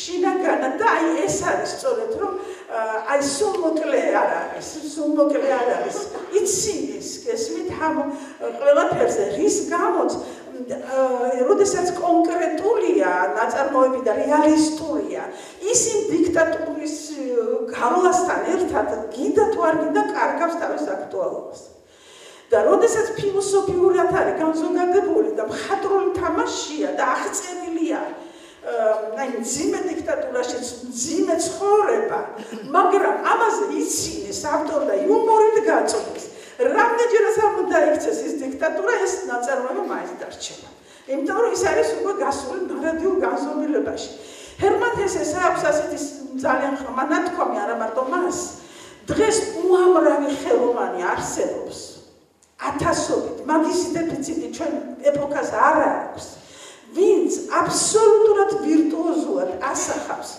ჩვენი ეპოქის ტრაგედიას და ჩვენი ეპოქის უფსკოლს მაგრამ ჩვენს ეპოქას ჭირდება ხელოვანი რომელიც ამ ტრაგედიაზე და ამ უფსკოლზე მაღლა დგას ანუ ზემოთ არის და აი ესენი არ არის აი ამის დეფიციტია აი გივი არის სწორედ ამის განსახიერება რომ ოფსკროლი იცის ბოლომდე რადგან თვითონ გაიარა ის თელი საშინელება რაც მოიტანა მე-20 საუკუნემ ჰიტლერის დიქტატურისა და სტალინის დიქტატურების სახით ბოლომდე მან იწვნია და ბოლომდე თავის კანზე რომელიც მარად გაჭრილი დარჩა მაგრამ ამავე დროს არ არის სულ მოკლე იცი რომ ახლა სხვები დათრგუნოს კიდე ამით და დატოვეს რაღაცა პირქუში და საშინელი ნაწარმოებები ამიტომ არის რომ აი მამოძრავებელი ძალა თელი მისი შემოქმედების თუ ჩვენ გვინდა რომ რაღაცა აი ეს ყველაზე მთავარი ვთქვათ ხო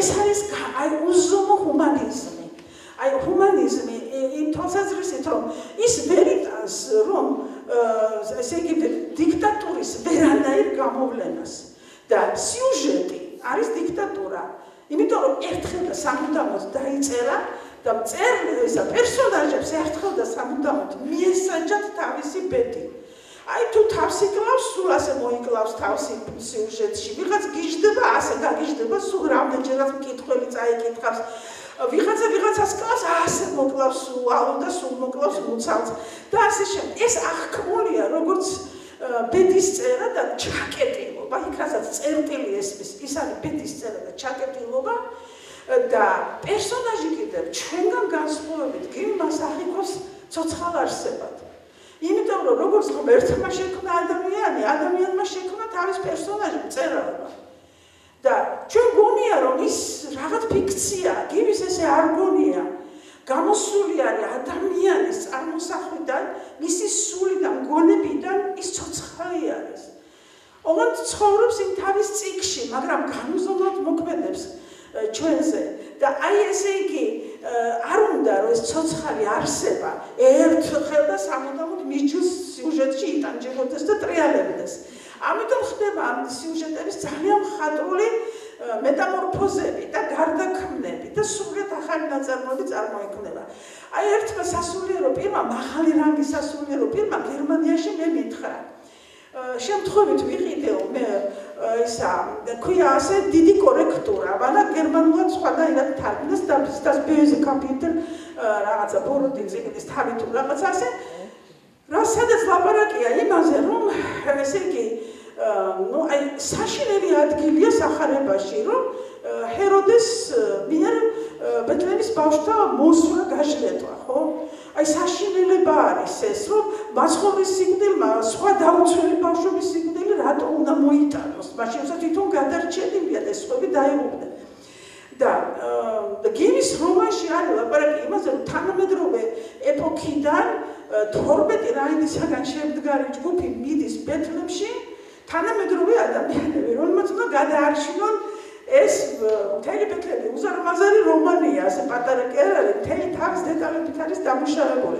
ნუ მოკლედ იდეა ის არის, რომ უნდა აირიდონ თავიდან ჰეროდეს რას გაანადგურონ და ბავშვები გადაარჩინონ. აი იუმორით არის და მხატვრული თამაშია ეს, მაგრამ ძალიან ღრმაზრია, რაღაცა გასწორდა თითქოს, რომ მაცხოვარი მოვიდა, მაგრამ არავინ აღარ მოკვდა. და იმ სასულიერო პირმა მითხრა, მთელი ცხოვრება გულზე მაწევს, ლოდივითო ეს ადგილი სახარებაშიო და გაახაროს ღმერთმა, ასე მგონია, რომ მორჩა ეს ამბავი და ეს აღარ მოხდება ეხლა, როცა მიკითხე ეს წიგნია.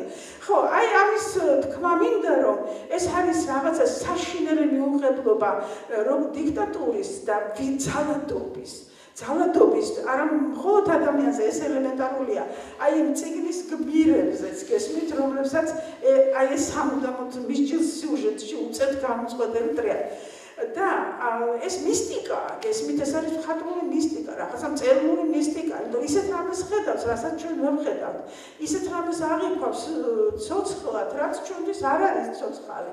მაგალითად, გივისთვის წარმოუდგენელია დღემდე წიგში ფანქრის ჩატოვება, რაც ჩემთვის დამახასიათებელი იყო ყოველთვის და მაგაზეც მოგდიოდა ხოლმე ჩხუბი. მე ჩავტოვებ ფანქარს წიგში, დავხურავ, დავდებ. გივისთვის წარმოუდგენელია, იმას გონია ვიკიჭყლიტებია ცოცხალი არსებები პერსონაჟები. და ესე იგი, ასე ჩდება ისევე როგორც აი არასოდეს არ გაუხაზავს არც ერთი სტრიქონი. არც ერთი სტრიქონი, არც ფანქრით, არც კალმით, არასოდეს გივის წიგნები რომ ნახოთ, მასში არის ჩადებული სანიშნეები და პატარა ფურცლები, სადაც არის ამოწერილი, ან თავისი აზრი არის მიწერილი. მაგრამ არც ერთხელ თავის ცხოვრებაში მაგას წიგნი არ გაუხაზავს. და ისე არის აკითხული მისი წიგნები, როგორც ხელუხლებელი რამ. ეს არის გარკვეული ის არის აღქმა და არც ისე შორს არის რეალობიდან, იმიტომ რომ რაც წარმოიქმნება ადამიანის სულის მუშაობის მიწვიდე სიტყვასთან გაქვს საქმე და სიტყვა მატერიაზე მოქმედებს, სიტყვა ქმნის, როგორც ვიცით ჩვენ ბიბლიიდან, ადამიანის სიტყვა და ეს ვერბალური ეს ენის ველი წარმოქმნის რაღაც არსებებს, გესმით და ჩვენთვის ისინი არ არსებობენ და ნუ გივი იმით გამოირჩევა, რომ ისიც ცოცხალი არსებები არიან. აი ეს არის რაჭენ და პერსონაჟების მესიაც სწორედ ამიტომ დავარქვი ჩემს პირველ წერილში, რომელიც დიდი ხნის წინ გამოქვეყნდა მაშინ ლიტერატურულ საქართველოში გივის შესახებ. ერთი ეს და კიდევ ერთი გიცით თქვენ ალბათ ის აზრი, რომ წერილების უმეტესობა ჯოჯოხეთში მოხდებაო, ხო გაგიგიათ? იმიტომ რომ ამძიმებენ ისე ცხოვრებას ადამიანის სიუჟეტები და ხშირად ეს აი ამ ეს კითხვა ქვედინებაში ჩნდება სწორედ ამ პრობლემაში ოფიცერ პემბრში, რომ აი ამ თომას ჰარისმა დაწერა სიუჟეტი. საშინელი სისხლიანი დეტექტივი, რომ ქალაქ მემფისის ციხეში დაიჭერენ კანიბალს, ესე იგი ინტელიგენტს, რომელიც იქ ციხეში იმას მოახერხებს კიდე რომ მოკლავს მას ოფიცერს თუ ვიღაცა დამხედველს და მოახერხებს იქიდან გაქცევას. ეს არის წიგნი, დაწერილი წინა საუკუნეში. მაგრამ აღმოჩნდა, რომ ზუსტად მეორდება ცხოვრებაში. ისევ არსებობს ქალაქ მემფისის ციხე, იქ ისევ არიან პატიმრები და ისევ არიან ზედამხედველები და ყველაფერი და აღმოჩნდება, რომ აი ახლა ეს სიუჟეტი განმეორდება. ისევე როგორც იქ იყო დაწერილი.